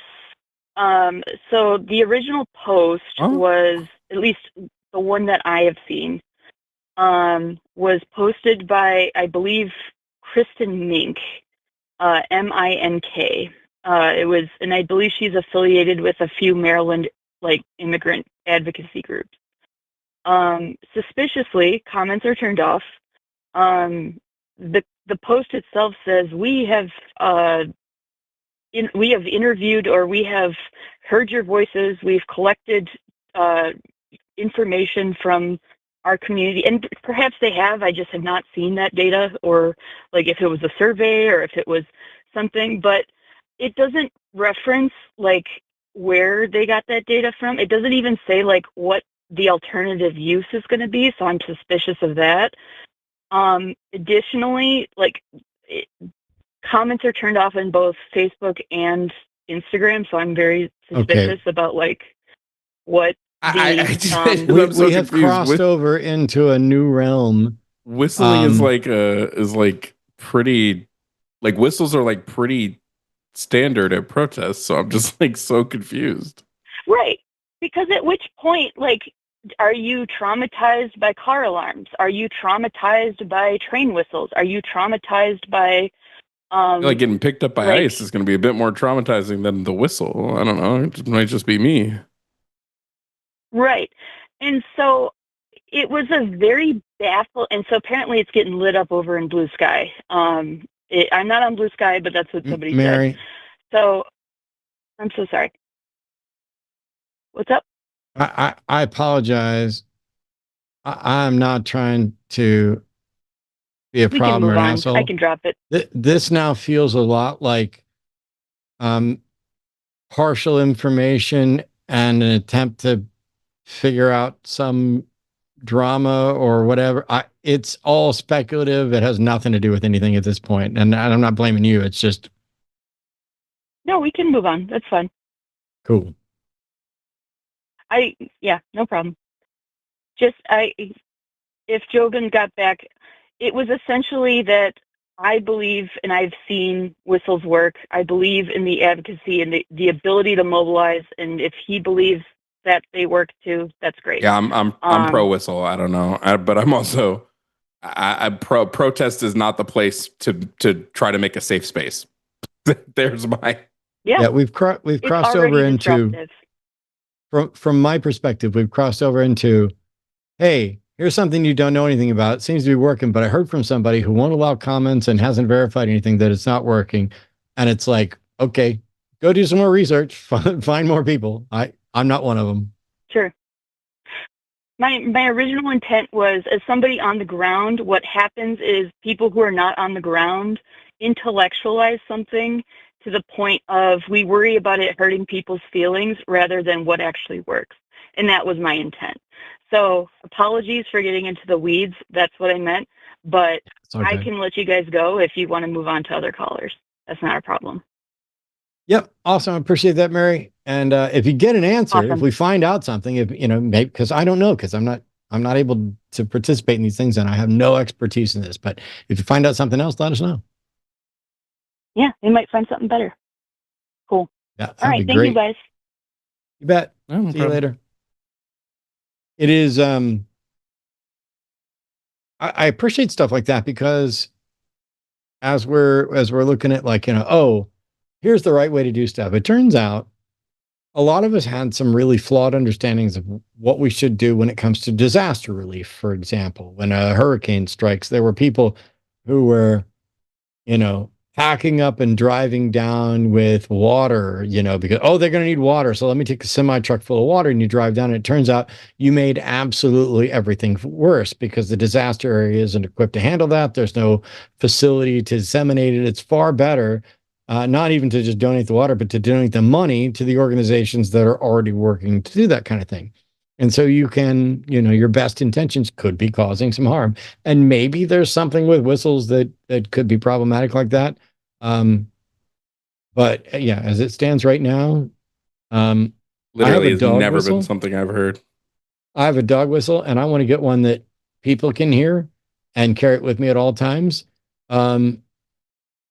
If for no other reason, I would love to just stand there. Like if ICE agents are in Austin, I would love to stand there just at arm's reach and blow a whistle at the top of my lungs directly in the face of those pricks. Just for my own pleasure, not even if it's doing good for anybody, although I think it might well do good people. But it's like I can't bring myself to violate the law, although my views on action, let's just say, are shifting. But I will definitely, you give me a whistle and stand me up in front of 5 ICE agents, and I will blow that whistle till I pass out from oxygen deprivation directly in their fucking face, or until they shoot me, which is evidently most likely given the track record. Hey, if I can hop in really quick. You bet. I just closed the lines, so we won't take any new calls, but if you are in the queue, we are planning to get to you tonight. Just a quick reminder that if you hit like, it's totally free, boosts our place in the algorithm, and helps us get access to more of those spicy callers y'all love so much. So please consider hitting the like button for us. It helps massively. Also, we're reading all 33. super chats of $10 or more tonight, and any super chat of any value that says fuck ICE. So hit us up. When I look down, because I've been here since the show started, the like counter was only at 33, and I was like, how the fuck we have 2,500 people watching live for hours and it's at 33? But that's because mine hadn't refreshed.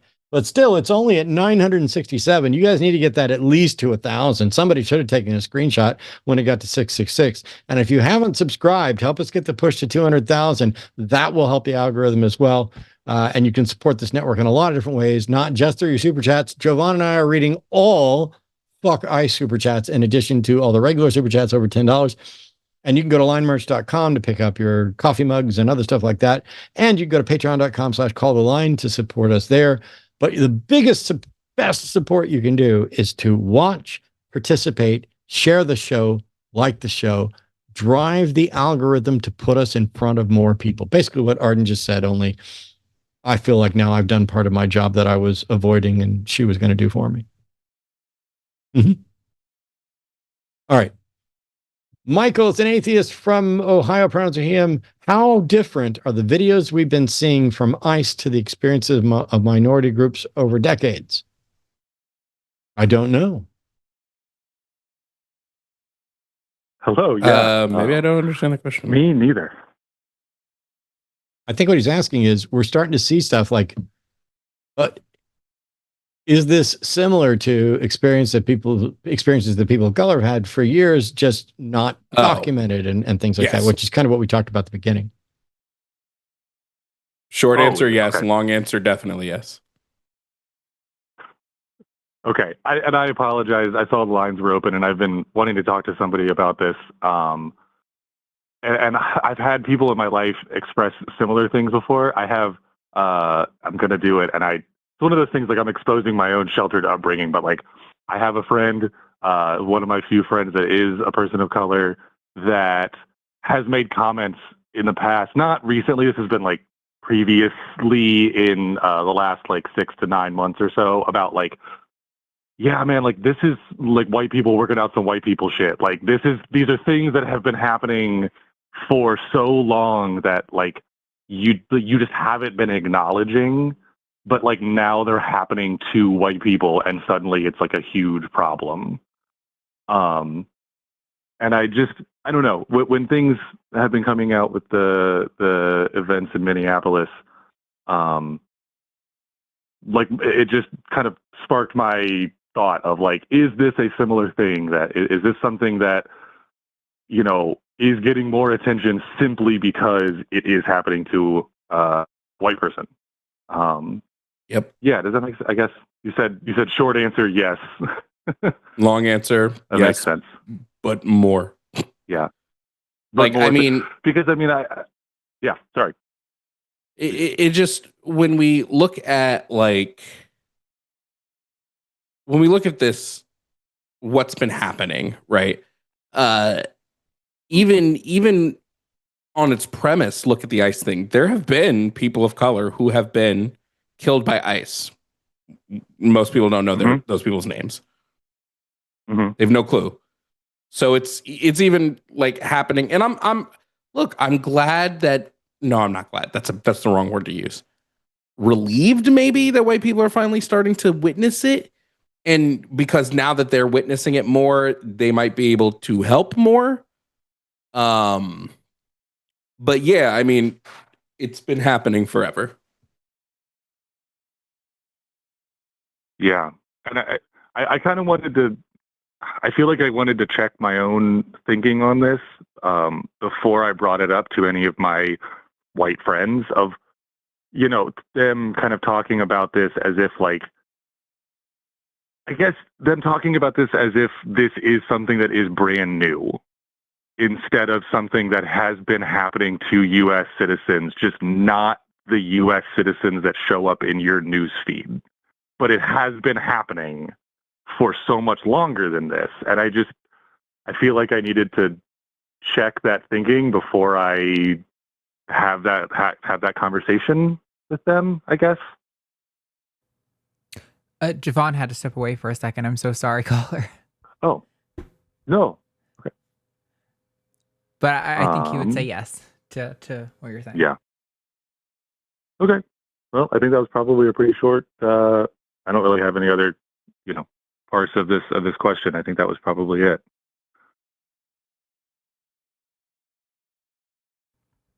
Well, with Jovan gone, I don't know that I have anything to add on this, but I appreciate the call. And yeah, we got the short answer, the long answer, and it's not really surprising to me that those are the answers. It's surprising that it's still surprising. Sorry, guys. I may still have to get up again. Arden knows why, but sorry, my apologies. Whoops. All right, so Jovan's back to finish. Yeah, no. There's I said pretty much everything everything that I need to say about it. Like it's there is no accounting for the amount of white supremacy that has been engaged in through ICE, and I'm glad that there are white people starting to fight back and realize it, but I hope that they realize that like even their fighting back against it comes from a place of privilege. Yeah, that's exactly what I wanted to check before I potentially have those conversations with some of my other friends. So I appreciate it. Thank you. This is not going to be a super long call because that was a very quick answer. I appreciate it. Awesome. Yeah, for sure. Thanks, Michael. I appreciate it. And I give you permission to go pick on and beat up on white people all you want. As a white person, I can give you permission to do that. It's probably justified over and over again. So, give them the shots. All right, here we go. Final caller for today. Patrick's calling from Texas. Pronouns are him. Wants to pick my brain on Christians who act open when compared to what the Bible said. Hey, Patrick, I'm not completely sure I know what you mean. So fill me in. How do I sound? Pretty good? Sound all right? Okay. So I watched the other day, I watched Bart Ehrman's Heaven and Hell, how he picked apart that the Heaven and Hell was inducted into the understanding of Christianity as it was rewritten and Christians started to fit into that narrative. And as obviously it's used as a prop, it's used as a tactic and a manipulation tool in Christianity as we know it. And so I got to thinking about how the famous Penn Jillette said, all you have to do to not believe the Bible is to read it. And it's pretty clear that a lot of Christians don't, and they just depend on the church to give them the sermon and pick out the flowery parts and cherry pick the understanding to more or less to help people through tough times. They're not contending with the claims and all that. So when you get to those points of the Bible where sending somebody to hell for them just being who they are, you have people that you love in your life, but they hold that belief. So they may see something that you do as inappropriate or sinful, but they're going to accept you in your current day, but they still hang their hat, or they still put their hat on the Bible as something that they hold true, which therein they would not want to go to hell because they're living with those espoused values with what they think is right. So how do you contend with that, or kind of come to terms with the people you love believing in garbage, believing in such a thing? Okay, I apologize a little bit, Patrick, because some of the stuff you said threw me for a loop, because the quote that you gave to Penn Jillette isn't one I'm familiar with and doesn't make sense. It was on a Google thing he did. If you type in Google Penn Jillette, I think for Google, he did a presentation, and at the very start of it, he said the one thing you have to do to not be a Christian, to not be a Christian, is to read the Bible. He said something along those lines. Ah, okay. That's not what you said the first time.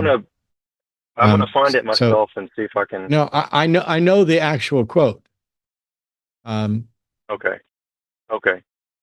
Essentially, there's probably not a faster way to become an atheist than to read the Bible or the Quran or whatever else. But that's not what you said the first time. That's why it confused me, because you said all you have to do to not believe to not believe the Bible is to read it. And now I understand what that meant. It was just it just confused me for a second. Okay. So I have family members who believe all kinds of stuff that they can't demonstrate, and we've had discussions about it, and they will at least acknowledge that they can't demonstrate it, so we don't talk about it anymore.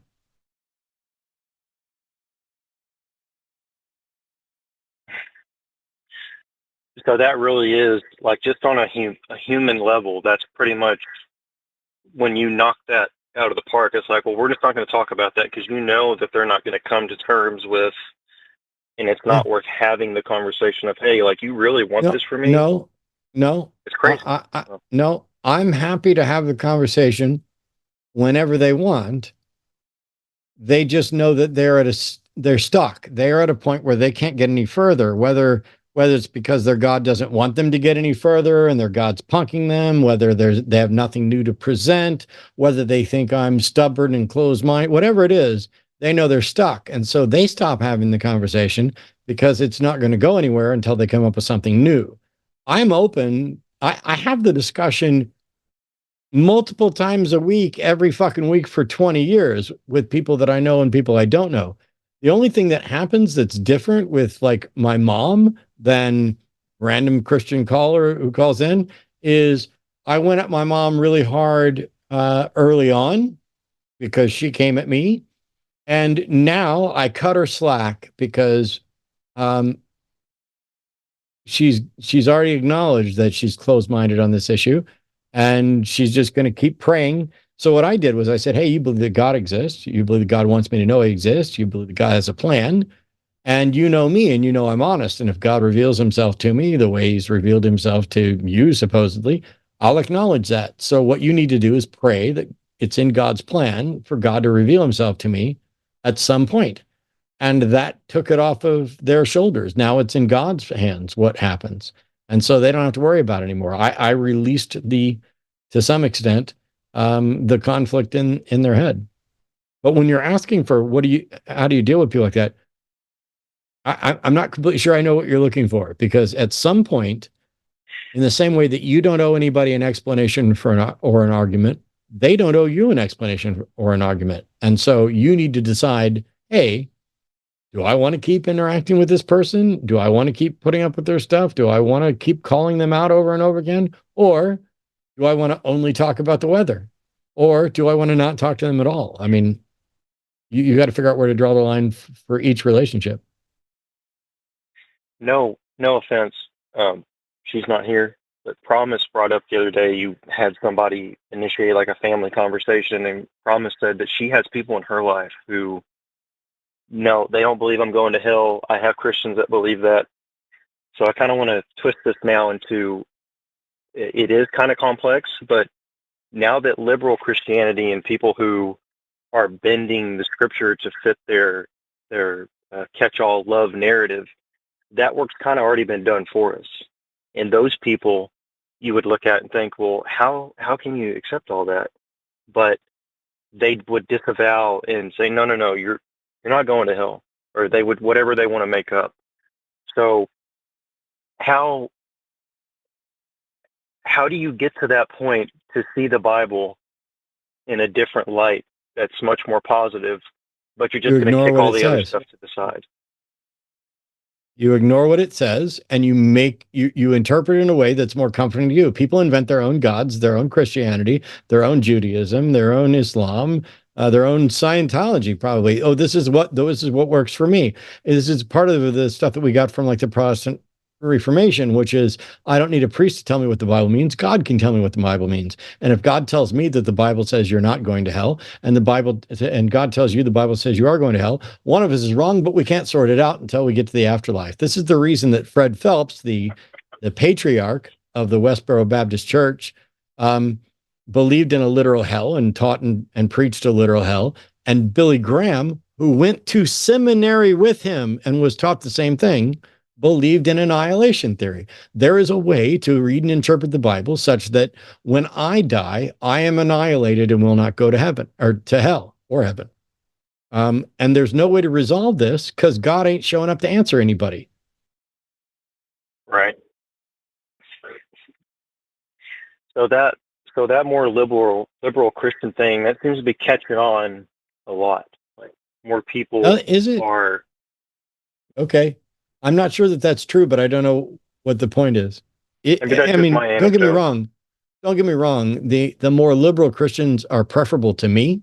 I mean, if you're a liberal minded lefty Christian that's found a way to not uh, give a shit about what the Bible actually says and have invented a God and you just want to call it Christianity, cool. You're probably a better person and you probably have a better religion. And I'm happy for that. I wish you'd give it all up. I wish you'd embrace reality, but I'm happy for you to be less hateful. I've heard you give props to people that you make calls with who are much more flexible in the understanding, but it's you can't hold someone's feet to the fire just because they believe bullshit all the time, you know? Why not? But they still believe, they still want to believe there's a God. They still want to have some sort of answer to the questions that we don't have answers to. And so I'm happy to acknowledge that liberal Christians have invented a version of Christianity that is more compatible with the modern world and more compatible with basic human decency and dignity, but it's not fully compatible with it. So I can still hold their feet to the fire, and they are on the weakest footing. If the Bible says, "Thou shalt not lie with a man as one lies with a woman. If you do, you've committed an abomination. You're deserving of death." You don't get to say, "Hey, God's okay with gayness." No, he fucking ain't. You're okay with it. The Bible is not. Well, the Bible's wrong, and the Bible isn't the word of God. Cool. So now you have this tradition that you are ignoring, which means you are inventing your own God, which is exactly what the Bible says you're going to do. And so neither of them are on good footing. But the Westboro Baptist Church, the God hates fags people, they are on stronger footing than the gay-friendly church down the street. They have at least something outside of them to point to that is clear and direct. But I can hold both of their feet to the fire because while my gay-friendly church-going friends are wonderful, they still believe bullshit and they still prop up the lies and they still use the same label and they still pretend that they point to the same holy book and they still support the same various notions about afterlife as all the others. They're just better people. That's like saying, I joined the KKK, but I'm not going to wear the white hood and I'm not going to burn a cross and I'm not going to lynch anybody. And I'm not saying that white people are better. I just want us to be separate. That's what the fucking liberal Christians are. And I didn't mean you can't hold their feet to the fire, like you calling them out that it's still a bad thing to believe. But that's what I meant by that.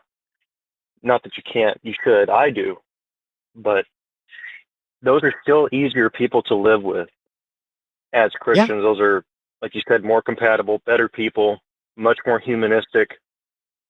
But it's still crazy that's globbed in with the values that they're holding.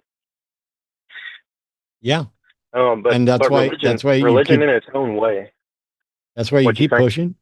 That's why you keep pushing. You keep teaching, and you support individuals' rights and freedoms and the dignity of their conscience, and you support your right to call out the bullshit. How many people have you seen personally through your time? Sorry to bring it up, the AXP to nowadays. Have you seen people lose their faith, pick it up, lose their faith, pick it back up? You've kind of done the work, and they won't put it down. They don't want to give up trying to adopt Christianity in their own life. I have no idea. I have no idea, but it doesn't matter. Let's imagine that 92% of all the people that I've talked to do that. So what? That's still 8% that potentially gave it up and moved on to a secular life. Isn't that 8% worth it? Absolutely. Absolutely. So why does it matter how many people vacillate? I mean, it's frustrating, but I don't spend my life monitoring people I've had conversations with to see if they ever gave up religion, if they're going to give it up and take it up again. I've had people I worked with, people who were prominent. One woman who showed up at the Reason rally to out herself right off the bat, and then turned out to be a liar about her resume, and then went back to religion in part because she liked the music, not because she found any new good evidence. It's not my job. My job is to tell the truth, to teach people, to support skepticism and humanism, and to continue to oppose irrational thought and religions that can't demonstrate their truth. What people do with that is on them. And if they give it up and put it down and give it up and put it down, it's the same thing with, for example, I hate to use this example, but for people who have substance addictions, you help them, and you be willing to help them over and over and over again. And it's not a failure of the attempt to help them if they fall off the wagon a couple of times. But I'm not here monitoring.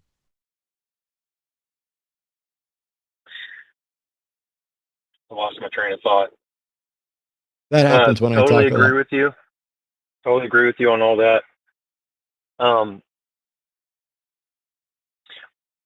To be an atheist and to not believe the Bible, like when I first started listening to Jordan Peterson years and years ago, and then your debate came up with him, and then I listened to you, and I listened to you solo without that debate going. And I was really in between. Do I believe, or do I want to believe, or do I not believe, or should I believe? And then what you were talking about, Wade, made way more sense across the board. And then I slowly started seeing that Jordan Peterson was a nut, and that all the people that were associated with him politically were on a much different spectrum. And then I started learning about politics and such. So, what now? I'm sorry, Patrick. That was rude. I'm having a bit of fun. I need us to kind of tie this up because we've kind of addressed the point, and I've got to get on to super chats. And so, if you can put a bow on it for us, that would be great. Yeah, I appreciate it. That's all I wanted to do was pick your brain about that. That Christians that are much more flexible are much easier to live with, but they still believe bullshit, and that's on them. That's okay. Keep trying, keep working, keep debating, keep talking about it, and trying to make adjustments as you go along and see if those people will come around. Some people are probably never going to change their mind, but I don't know how to tell who those people are unless I talk to them, and I might not even know then, so I just got to keep talking. 100% agreement. Thanks, Patrick. Thanks, Matt. Thank you. Thanks for the call. Thank you. Mr. Bradley. You're welcome back. Are you ready to move on to like super chats and stuff? Oh, I'm ready to say fuck ice over and over and over again. So yeah, I think we we might have broken the queue. I want to touch base with Arden real quick. To give us the schedule one more time, because I've already forgotten and I didn't take notes and it wasn't in front of me, but also to make sure that we moved all the fuck ice ones. Yes, we do. I see them. Yep. So yeah, we got those. There may be some that got missed. I saw people sending in like 62 cents things, and the way I search for these is usually by .00 in our thing. I try to watch out for them, but if you thought one got missed, at Q&A line in chat, and I will try to search for it. So the schedule tomorrow on TACIS at 2 p.m. Central Time will be Dr. Ben and Mama Meffy. She will be back again for us this Sunday. Will be Forrest Valkai and Seth Andrews on the Sunday show at 1 p.m. Central Time. Justin from the Deconstruction Zone and Paula Gia will be hosting After Dark at 7. It'll be Aaron Ra and Natalia Reagan on Skeptalk on Monday. Promise will be back for Chewed Gum this Tuesday with Alyssa Lube. And then next week, right back here on the Hang Up, will be Matt Dillahunty and Justin from the Deconstruction Zone. So stick around. Make sure you go hit the bell when all those events get posted so you don't miss any of those. And one more time, give us a like, y'all. It's free. It's cool. It helps. And now we're going to go read your fuck ice super chats. All right. I'm going to have you start because I'm sending a message to Arden and I accidentally sent it to somebody else entirely. Heard. From the Atheist Mechanic, thank you for the $10 super chat. I'm curious how many MAGA will turn on Trump now that he is saying only criminals carry guns. They'll probably roll over on him too. Fam, they didn't turn on him when he was clearly in the Epstein files. They're not going to turn on him now. Yeah.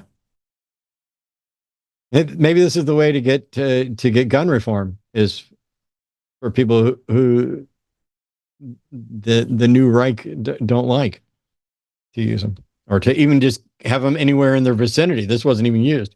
$10 from Greg Markowski. Hey, Greg, good to see you again. The Springsteen song is fantastic. I agree. Arden got to see me cry harder than I think she ever has. And it was this weird mix of sadness and happiness because please don't think we've turned a corner. Please don't think that Bovino getting kicked out of there and Homan coming in. Please don't think that Trump caving. Please don't think that Springsteen creating a protest song. These are positive changes, but there's a long, long way to go, and it's going to require diligence, and it's going to require all of us to work and stand in opposition with this. It's just getting started, and it's going to get fucking ugly, guaranteed. Mm-hmm. From the Atheist Mechanic again, thank you for the other $10. I have to censor this, but the sentiment is the same. F ICE, F Trump, F Noam, F Miller, and F all of MAGA. Amen, Real. brother. From Corey Springer, just want to point out that ICE can go fuck itself. I'm not even sure they're capable of doing that, but I'd encourage it. Thank you. Just noticed, like, just Arden's arm just. You could just see frame. just the edge of Arden. I'm glad.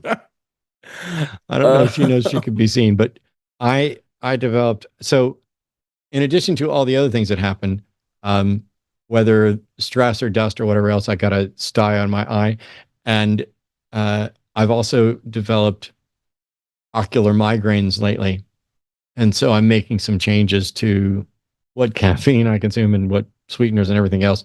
But I have a massive headache right now, and Arden brought me some Tylenol, which is great. Which means I'm going to be autistic and trans any minute now because I'm taking that Tylenol. Here we go. Acetaminophen.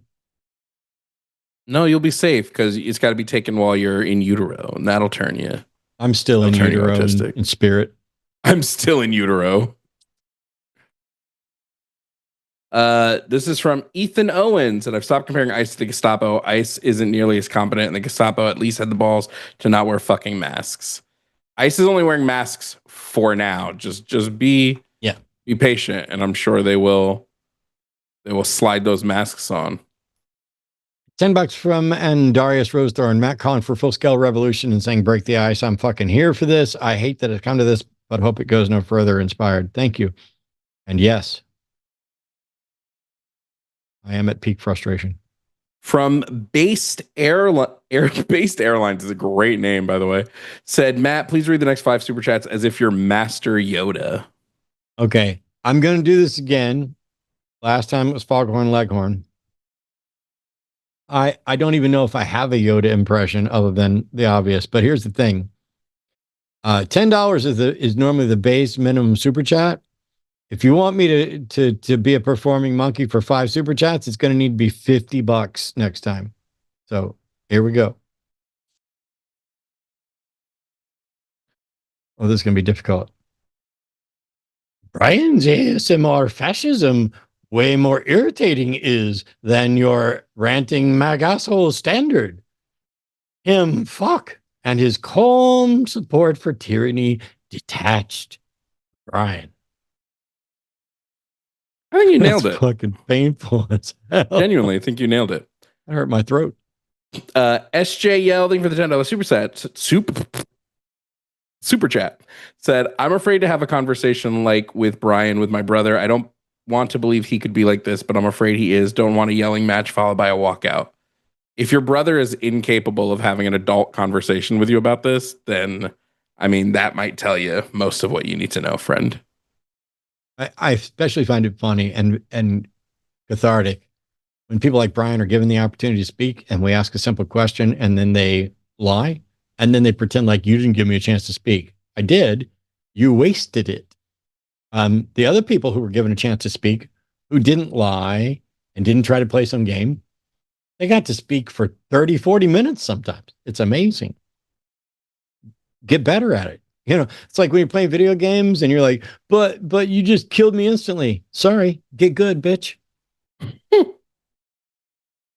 $10 from Danbon. Oh, I thought that was going to be Dan Bongino for a sec. But if have the free time to be pissed, you have. Oh, if the free time to be pissed you have at people you don't know, living their life the way they want to, and bothering you not, suspect you. I think you're doing pretty good at that. It's some effort. I'll probably get it right before the night's over. From the Atheist Mechanic, thank you again for the $10. Said, I just saw the news say that ICE is teaming up with local law enforcement in my area of Tennessee. Since they teamed up with the admin to ramp up deportations, I'm not looking forward to any of this.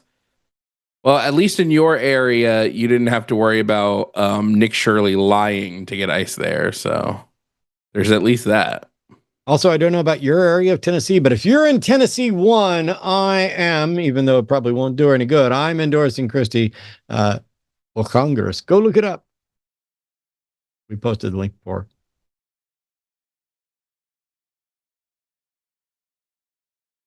From Joshua Everett, $10 we have. Judging by the way such things are spoken about when they occurred. Oh, wow, I'm fucking up. Convinced I am becoming that future history will teach that already in the first months of Civil War we are. Thoughts? Don't ever do this to me again. Do this every time, guys. From a For more money. Aliashana Silverbow, thank you for the $10 super chat. Said, I have a friend who's a conservative Christian. We've been friends since the third grade. I'm genuinely terrified to find out if he supports MAGA, because that will end our. He's conservative Christian. He definitely supports MAGA. I would be shocked if he doesn't. I'm sorry, friend, if that's your friendship's going to end. I do apologize. I'll tell you, I had some imaginary conversations I'm not going to go into. I've already addressed some of them. Preparatory arguments with people. This is one of the reasons why I pointed out there are people who are supporting MAGA, and then there are people who are sitting back, some conservative Christians who sit back and say, we're just not going to vote and participate. This is all in God's plan. Even if Trump is the Antichrist, this is what happens to need to bring about God's plans. They have rationalized their non-participation and apathy. And guess what? You're not licking the boots. You're just helping the people who are by not opposing them. Congratulations. Fuck you too. The house is on fire and you have walked down the street to get an ice cream and pretend that the house being on fire, that's what needs to happen to make the neighborhood better. But I didn't set the fire. We didn't start the fire. Indifference. Oh, wait, is this one you? This one's you. Oh, it's short. I'll do it. Indifference. $10 from we have. I agree, Matt. Truly sick I am of what this world turning me into is. Thanks. Thanks for all you and Jovan do. So wait, would Yoda still talk like that if he's reading something? And don't fuck it up. I only got one more to go. But also, Yardle doesn't talk like that. So that's like specific to just like the way, that's just the way Yoda speaks. It's not even like his species. Anyway, Hypeyazu, fuck ice. I agree. Fuck ice.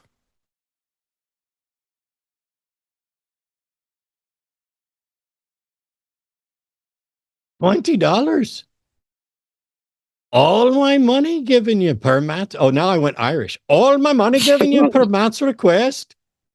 I'm a little green man, just not the one with the long ears. Is Yoda just an Irish accent in American? It's an Irish accent from a heavy smoker that doesn't understand English. So it's All your money, All I'm my money giving you. you. Yeah, it's absolutely that's it. All right, we're done with until there's a limerick. That voice ain't coming back up. From Olivia B. I don't know what AR. I don't know. Is that Argentina? Is that their money? Fuck Ice and anyone from Buenos Aires or Argentina. Yes. February 7th, we go to the anti-fascist, anti-racist march. Definitely not getting AM US visa now. I'd also like to point out that our new dog has been sitting 4 feet behind me in her crate for 3 hours, nice and silent, no matter how animated I've been. We're still working with her on a lot of stuff, and you guys will get to meet her more in the future. But kudos. I just heard her move back there, and it's about once we're done with all the fuck eye super chats, I got to take her out, and we got to feed her for the night. So how cold is it right now? Isn't it like freezing? No, it started warming up. It's going to be almost 60 tomorrow. Okay. $2. Fuck ice. Oh God, we're gonna have so much fun going through these fuck ice ones. We got to do it in a different accent. Different accent every time. Yeah, there's not that many accents. Lena Langton. Well, not many that you can do. Well, you'll run out before I do. Lena Langton said, just throwing it back, Matt. Just throwing it back. Oh, people who support MAGA now are the same people who terrorized me as a child for reading too much or watching cartoons or playing Dungeons and Dragons. They've always been petty tyrants to me. It's funny how many people are like, why you got to take things so serious? I don't know, because people are dying. Because people are dying. Why aren't you? Yeah, she's getting restless behind me now. $10 from a Greenwich. Sorry. Fuck ice. Censor got me. We will uncensor it for you. From Flux Channeler said, can't spell cowardice without ice. Fuck ice today, tomorrow, and forever. Absolutely. $2 Canadian from Matt. Fuck ice from Canada. I didn't even know ice was from Canada. I didn't know you could fuck somebody all the way from Canada. It's because you haven't seen it. Hey, yo. $2 from Hypayazu. Fuck ice. That's a good one. $5. Oh, no. $5 from Avery Gamer Dude. Don't have 10 US. See, this is what happens when you tell me to start doing accents. My brain just starts doing got canceled so fast. My apologies. I started thinking Simpsons, and of course I went with the first one that got canceled. Dumbass. Oh, that's so fucking funny. I can't. Yeah. My apologies. $5 for. I shouldn't do that thing either and apologize. See, I'm fucked. I'm so fucked. It went from being a good evening to, here we go. Don't have 10 US dollars, but oh well. Question for Jovan. Do you like retro anime? Also, fuck ice. I do actually. Retro Hunter x Hunter is better than new Hunter x Hunter. That's a low key unpopular opinion, but I hold it.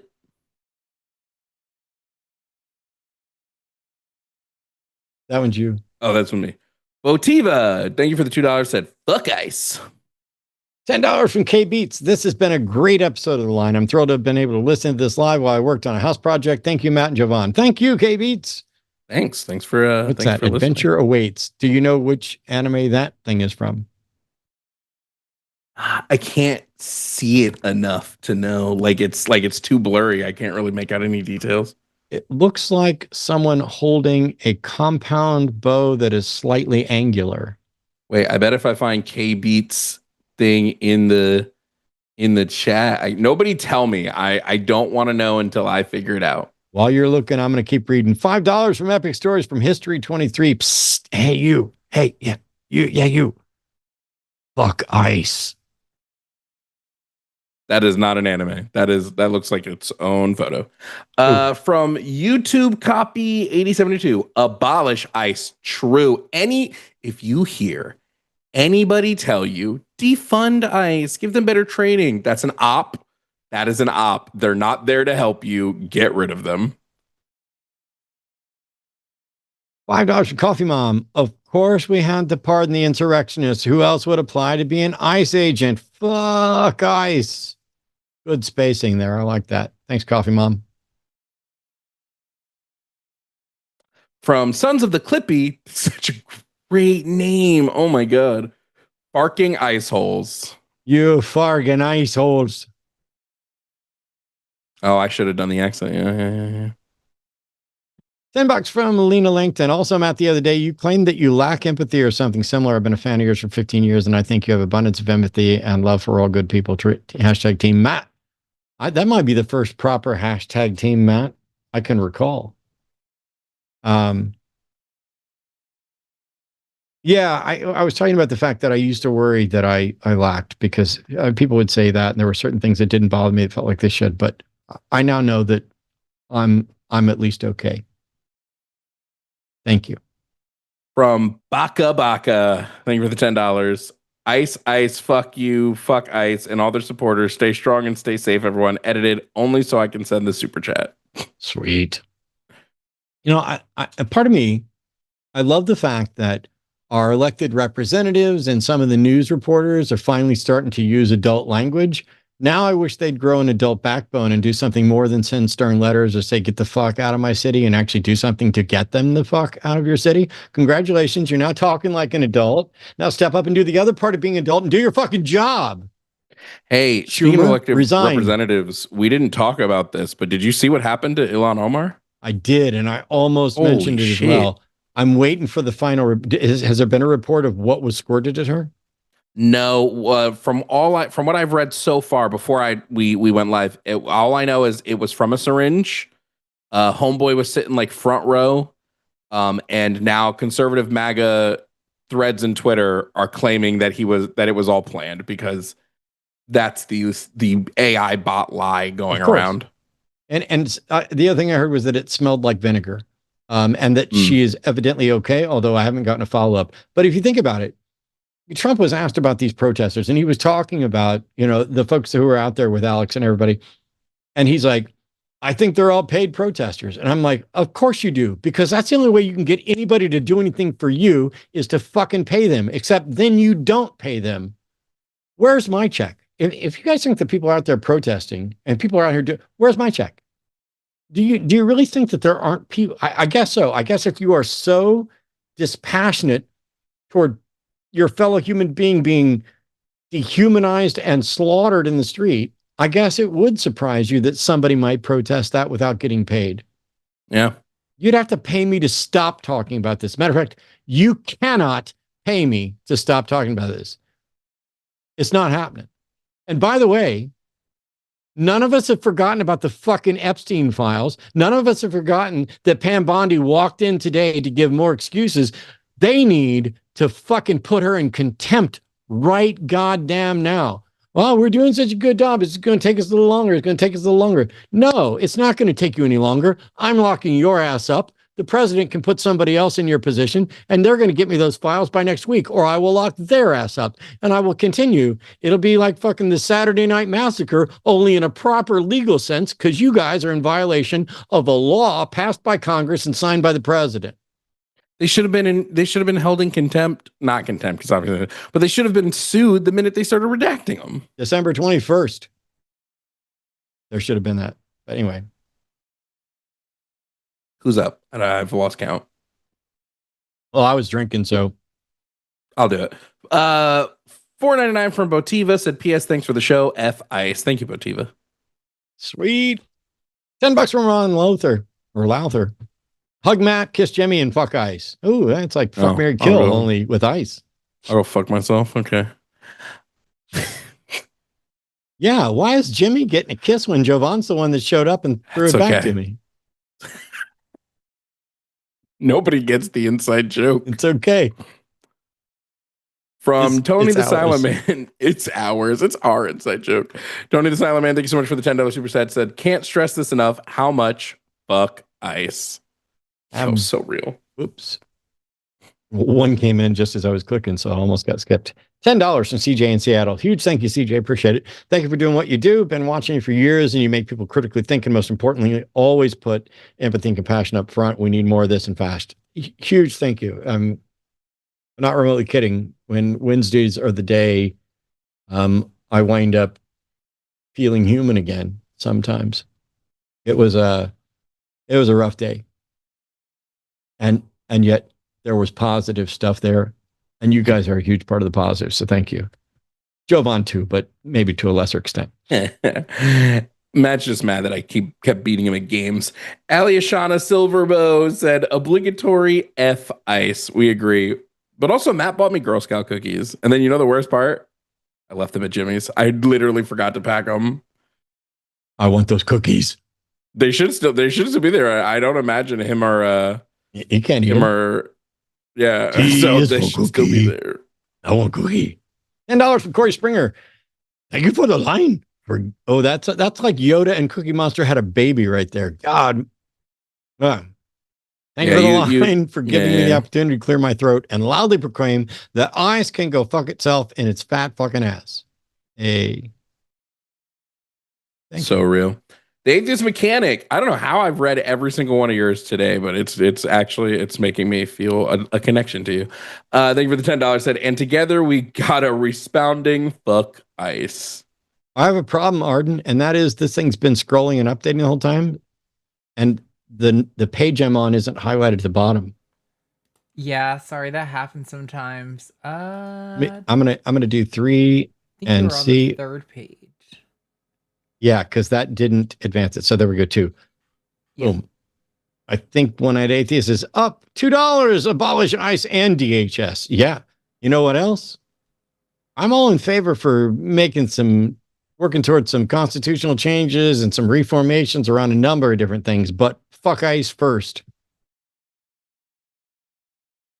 From Hypegazu, thank you for the $10. Said, there is one story that I found incredibly touching with the MN trans friend this week. She went to a bar and someone dropped off $500 for free drinks to any queer person there. MN is great. Fuck ICE. W.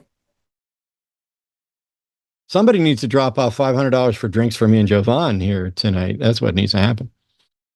$5 from Tim Cook, Axios SDC, fuck ICE, Drumpf, and my MAGA family. Oh, that was a real one. Arden, there's a bark behind me. She may need to go out. Give her a minute. I don't hear it yet. If she keeps going for a minute, I'll come take her out to pee. Okay, I'll let you know. $2 from One-Eyed Atheist. Is that you? I don't know. I'll do it. Whatever. $2 from One-Eyed Atheist. Fuck ICE and the vans they rode in on. Yo, that one's real. And fuck George Bush. Yeah. From Chris Murray, 3224, thank you for the £10. Said, that is pounds, right? I think it's pounds. Said, thank you. Or sorry, thank you. Jesus Christ. Fuck ICE sideways. Lots of love and solidarity with the still sane people of the U.S. Take care of yourselves. We can't be there, but we're watching and rooting for you. Be safe. We've come a long way since tossing the tea into the river. That's right. $10 from Empty Directory. Fuck ICE. Love you, Jovan. Don't we all? Love you too. Oh my God. Thank you. $20 from... I'm so sorry. I should not do that to somebody who donated $20. Oh my God, Matt. I refund my apologies. Immediately. Let me fix this. No, that's not Marjorie Taylor Greene. That's a genuinely good person and not somebody who just made millions of dollars and got a pension out of their position and is now claiming that we're all being duped into a civil war when the Space Queen laser is one of the ones that helped contribute to that duping. This is a real human being that we value and adore. I hadn't finished my sentence. You saved it. Hedonista 7593, thank you for the $20 super chat. The best whistle advice I saw today was to make sure to buy the plastic ones. If you're in sub-freezing temps, the metal ones stick to your lips like a tongue to a metal flagpole in winter. Also, it's a really small picture. I was just having some fun. Please don't beat me up and hate me.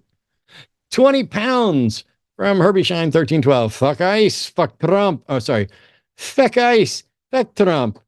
Trump? Why did I roll an R for that? Fuck I just ICE. want to dance Trump. at the ballet. Fuck fascists. Fuck Nazis. Fuck twatsies. Twatsies is one of my new favorite words. All with a shovel sideways. From the UK with love and hopes. Thank you. That's just terrible. from Fiona the Foxy. Thank you, Fiona, for the $10 super chat. It's time for Vuvuzella's Fuck Ice. Thank you, Mary, for spitting truth. I travel 3 times a week from Rochester to the cities to help my community. Awesome. You guys are amazing. Also, talking about accents, I keep getting tempted to do, but won't. So don't even push it. Arden and I don't know how many other people watch it. He's got millions of subscribers. He's a comedian who plays a role as Uncle Roger, and he reviews bad cooking from Jamie Oliver. Oh, yes. I love Uncle Roger. And the voice he puts on is infectious. And I will slip into it, telling his joke over just in the living room. And then we'll just look at each other like, if anybody could hear you, you would be instantly canceled. And I'm like, I just find it funny. But yeah, I won't do the Uncle Roger. This is $5 from Nadsat13. Henry Culler, Jared Golden, Marie Glussenkamp Perez, Don Davis, Vincent Gonzalez, Laura Gillen, Tom Suzy, Dems who voted for more ICE funding. Yep. Yeah, and we should probably be saying fuck them too. Yeah, fuck them for sure. So Vicente Gonzalez and Henry Cuellar, they're both Texans. They both, if you couldn't guess, are Hispanic. And I called both of their offices and read them the riot act.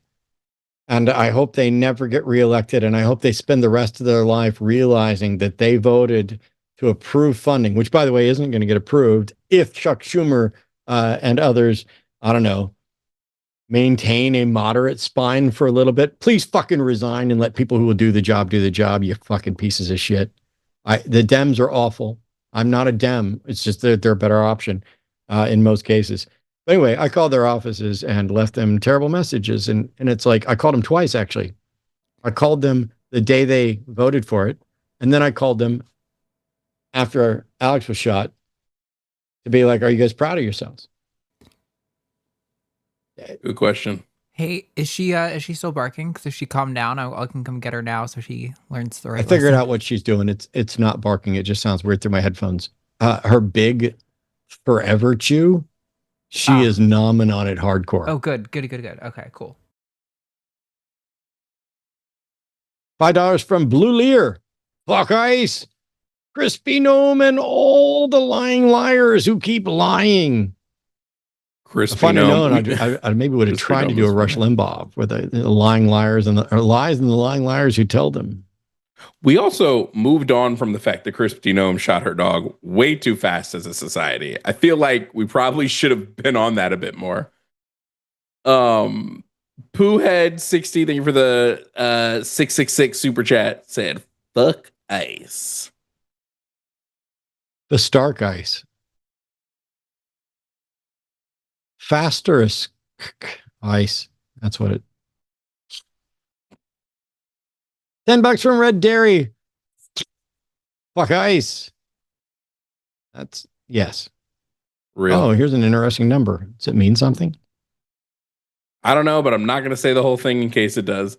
Thank you for the super chat from the Rod Way. It said, I lived at the Shriners Child Hospital in Minneapolis many years ago with people and other kids from all over the world.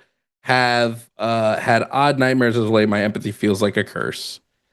Yeah, it can be tough to be empathetic in a world in which we watch people get gunned down in the streets. So I will say it can be a hard thing to hold on to. When I hear someone say, and you're the only person I've heard, so I can't help what my brain does. Wow, I got hiccups all of a sudden. I can't help what my brain does. When you say, I lived at the Shriners Child Hospital in Minneapolis many years ago. I'm like, you lived at the hospital. Does that mean you were a patient and being treated there? But my mind also went to a movie from 85-ish or something called Real Genius with Val Kilmer. And there was this guy, Laszlo, who lived in the university, like in the walls in the sub basement of the university. And I was like, ooh, did you like create a little shelter in the Shriners Hospital and stay in there for a while? You know, and nobody knew it. You were the secret person helping people out behind the scenes at the Shriners Hospital. That'd be a cool story. $10 from Black Halo. Peck Ice and Peck Fascism. Always hurts to see so many people in pain and despair. Despite my lack of voice throughout my life, I hope this helps in any way. Love you and the content, Jovan. Plus, Matt. Love that. Erica America, like that name. 1009 said, fuck the fuck off, Ice. Thank you for the super chat, Erica. Fuck the fucking ice. Like we said, fuck the Pope. $10 from Joshua Everett. Cost of a Ford pickup truck price. What chimps do for bonding. Pluck lice. Remove 3 oysters from shells. Shuck thrice. Charles and his friend Charles. Shuck twice. Mr. Finn being kind. Huck nice. Fuck ice.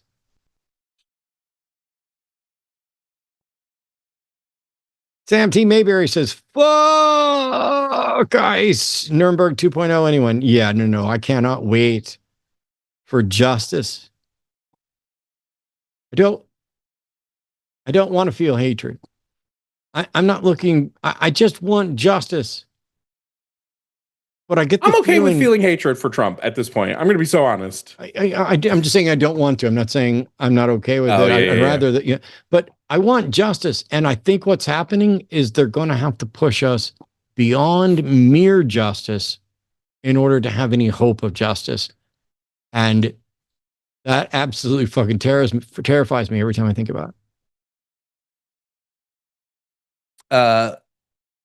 MJ Toaya, I don't know if I'm saying that right, said, F ICE, F this entire administration. So fucking true. FACT. $10 Canadian from Andarius Rosethorn. Again, good to see you. The Bible didn't exist for more than the first 100 years. The Bible didn't exist for more than the first 100 years of Christianity. During that time, every Christian was some sort of cafeteria Christian. Literalists have no firmer ground than anyone else. Kinda. If the premise is correct, that there is a God and essentially, for lack of a better term, an authorized version, then whether or not it was written and codified is irrelevant to whether or not they had the right message, in which case they may have been the right message and not cafeteria Christians, and they didn't have anything necessary to pluck from.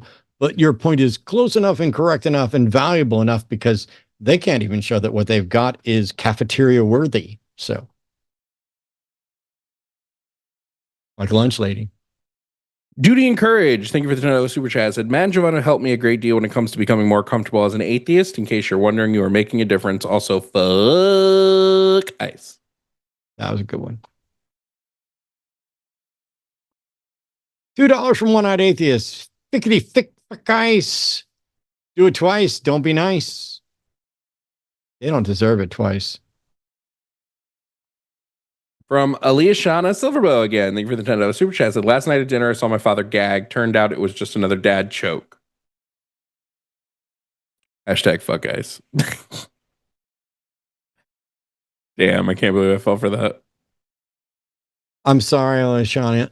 I heard a really great dad joke the other day and I shared it with Arden. And in the back of my head, I was like, you need to keep a note of that joke so that you can tell Alishana the next time she sends in super chats. And it's been such a week and I'm so exhausted that I forgot it. But when I find it, I'll dig through my phone. I think it's a meme I might have saved. When I find it, I will share it with you. Maybe I'll send you a $10 super chat. 6 from whatever's from Fuzzy D. Screw ICE and any other militia oppressing citizen. Yeah. Amen. Sad Tech Geek, thank you for the $5. Said, hope your headache feels better soon, Matt, and fuck ICE. Thank you. My headache will get better eventually. Or, I'll die. Either way, my headache won't be here. $10 from One-Eyed Atheist. Saw a great movie last weekend. I was called Fuck Ice. Let me fix that for you.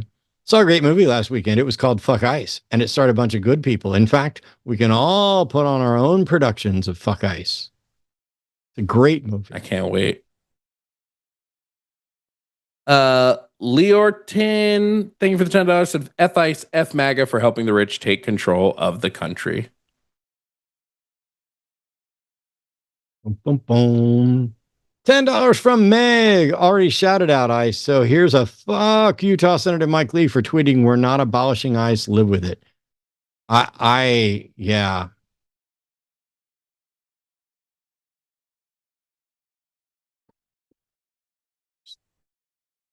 I hit the wrong page. Oh, I didn't know if you were going to say something. No, Also, one, I know you're at the end of that page and then one popped in. So I got it. There it is. Missing Zero said, renewed my passport for conventions and whatnot. And then Trump got elected and I haven't crossed the border since. Also, fuck ICE. Yeah, I'm a bit worried about leaving the country for that exact reason. $10 from One-Eyed Atheist. There once were some fuckers from ICE. Fuckheads were covered with like. So they raided a house, shot up a spouse, but then slipped on a pile of dice. Fuck ICE.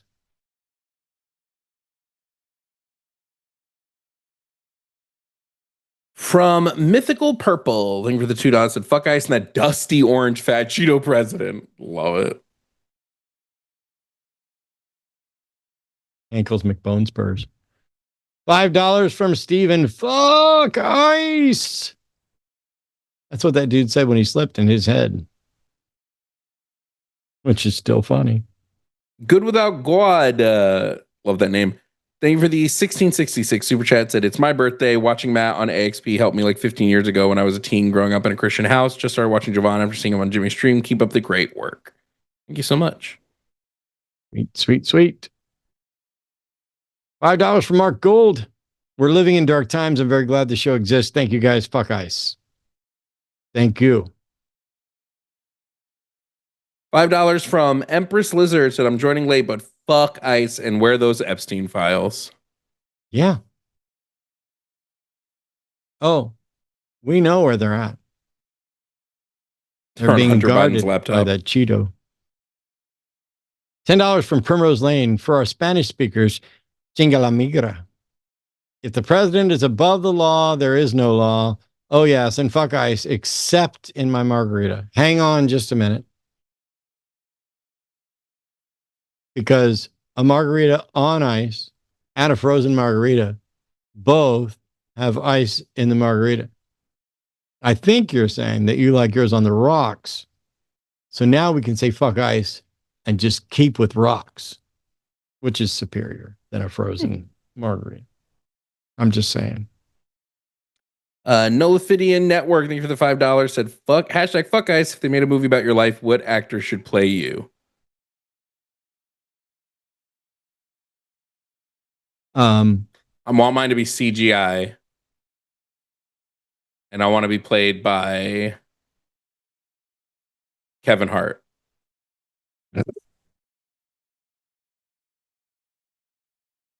That's extra funny right now.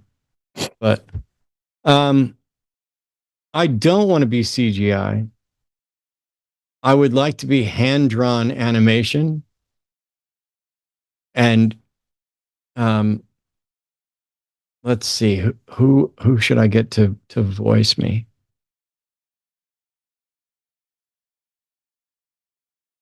It's probably going to take him a while to make it. So I want Timothy Chalamet to do it when he's 53.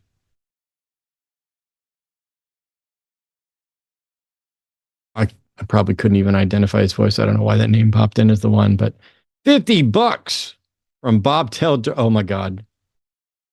From Bobtailed Trucker 2521, Irish Scottish boy, small rant, something about ice failures. Which failure? Their inception or their continuation? They're all ice failures. I'm telling you, they're all ice failures. Everything they've done has been a failure. I just They can't want to walk dance on at the ice. ballet. They can't cross the street because of ice. We can't cross the street because of ice. People can't live because of ice. It's too fucking cold in here. They have absolutely destroyed everything. It's all a failure of ice. But I'll tell you this, I don't need an ice in my scotch. Let me dance, Papa. Okay.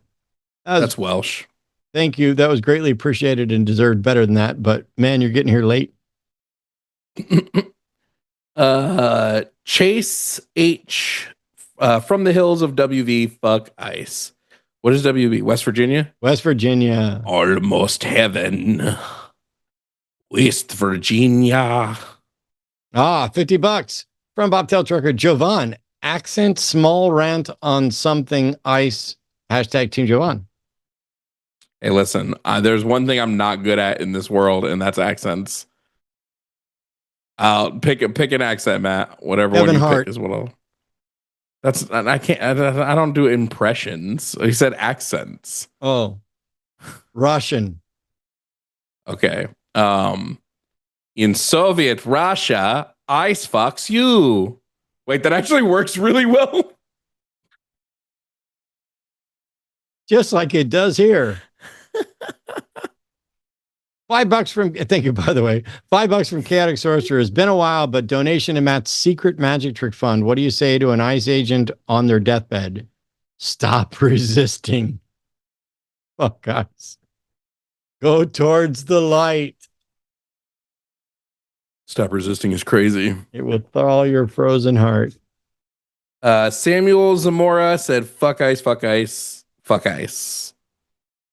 So That's true. outstanding. And thank you very much. £2 from Barbara Barrett. Ook is ice. That was fun. From Jamnick06 said Yoda Limerick. Oh, this is for you. It's a loaded Yoda Limerick. A man from Coruscant there once was. Deceived the people often as he does. With lightsaber in hand, strike down this man. Sith Lord, his is. Buzz. Hashtag fuck Palpatine. Hashtag fuck ice. Yeah, it keeps going back to Irish. I don't know why. That's what I'm saying. I think Yoda might just be an Irish accent. From Lena Langton, one more before I go to bed. I love everyone on the line. Matt's work helped me become a humanist, not just an atheist, and Arden's helped me take action and embrace being trans. Hashtag Team Arden and Matt. Aw. We only got a handful left, and that's good because my dog is starting to growl and get antsy and definitely needs to potty. So $10 from Epic Stories from History 23 is Uncle no. Don't be scared to do the accent. I will just do the hi-ya because I don't. Hi-ya. That Not is going to hit the emotional damage. Oh, that's a different guy, but he still. No, that's Uncle Roger. No, Uncle Roger references that dude, but it's not the same guy. Oh, this whole time. Emotional Jovan damage. was the racist the whole time. Yeah. Are you sure? I'm 1,000,000%. What about 2,000,000%? Jovan says all Asian guys look alike. No. If Uncle Roger references it, then it makes sense that I've been confused. Yeah. He'll show the same emotional damage clip as well. Uncle Roger has on the orange shirt and will have his leg up on the seat like this until something goes really wrong and then it has to put his leg down. Anyway, I think he's hilarious. We were going to go see him live, but something came up.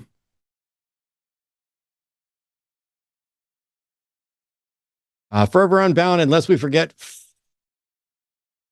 fuck ice. Yeah, she's getting really antsy. Mangoes, $4.99. It's Partic.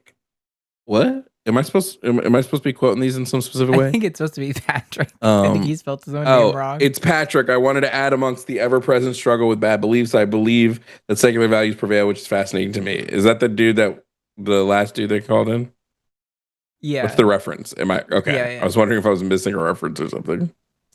We are about to hit the puppy's actual limit. $2 from Likemeister. Seal in French is fuck. Oui, monsieur. We'll try to just burn through these. Fruit Green Man Dave, thank you for the $10. Said Fruit Loops, Underoos, Captain Kangaroo, Imelda May, Charles Darwin, Emus, Obtuse, Rubber Goose, Green Moose, Guava Juice. I don't know. Whatever. Although that says Fluck Imkadi, not ice. You'd have to get rid of the May, the Darwin, and the loops to get fuck ice. God, I spent too many times doing puzzles in my youth. $5 from Terry Tickle. Fuck ice. Strange how safety keeps hurting families. All right. We're going to read this one as the last super chat. Huge thank you to everybody. And then Arden's going to wrap all this up. Go ahead, Jovan. From Sproling, leaving the $10, said, love what you all are doing. Please keep speaking the truth. Fuck ice. Amen. Thank you, everybody. Thank you for all the support. Please go listen to the Bruce Springsteen song, share it, and follow ICE, monitor ICE, film ICE, blow your whistles at ICE, abolish ICE, call your representatives and senators and tell them stop funding ICE. All of it. This is the beginning, and winter 26 has to be the end of ICE. See you next time. Patreon.com/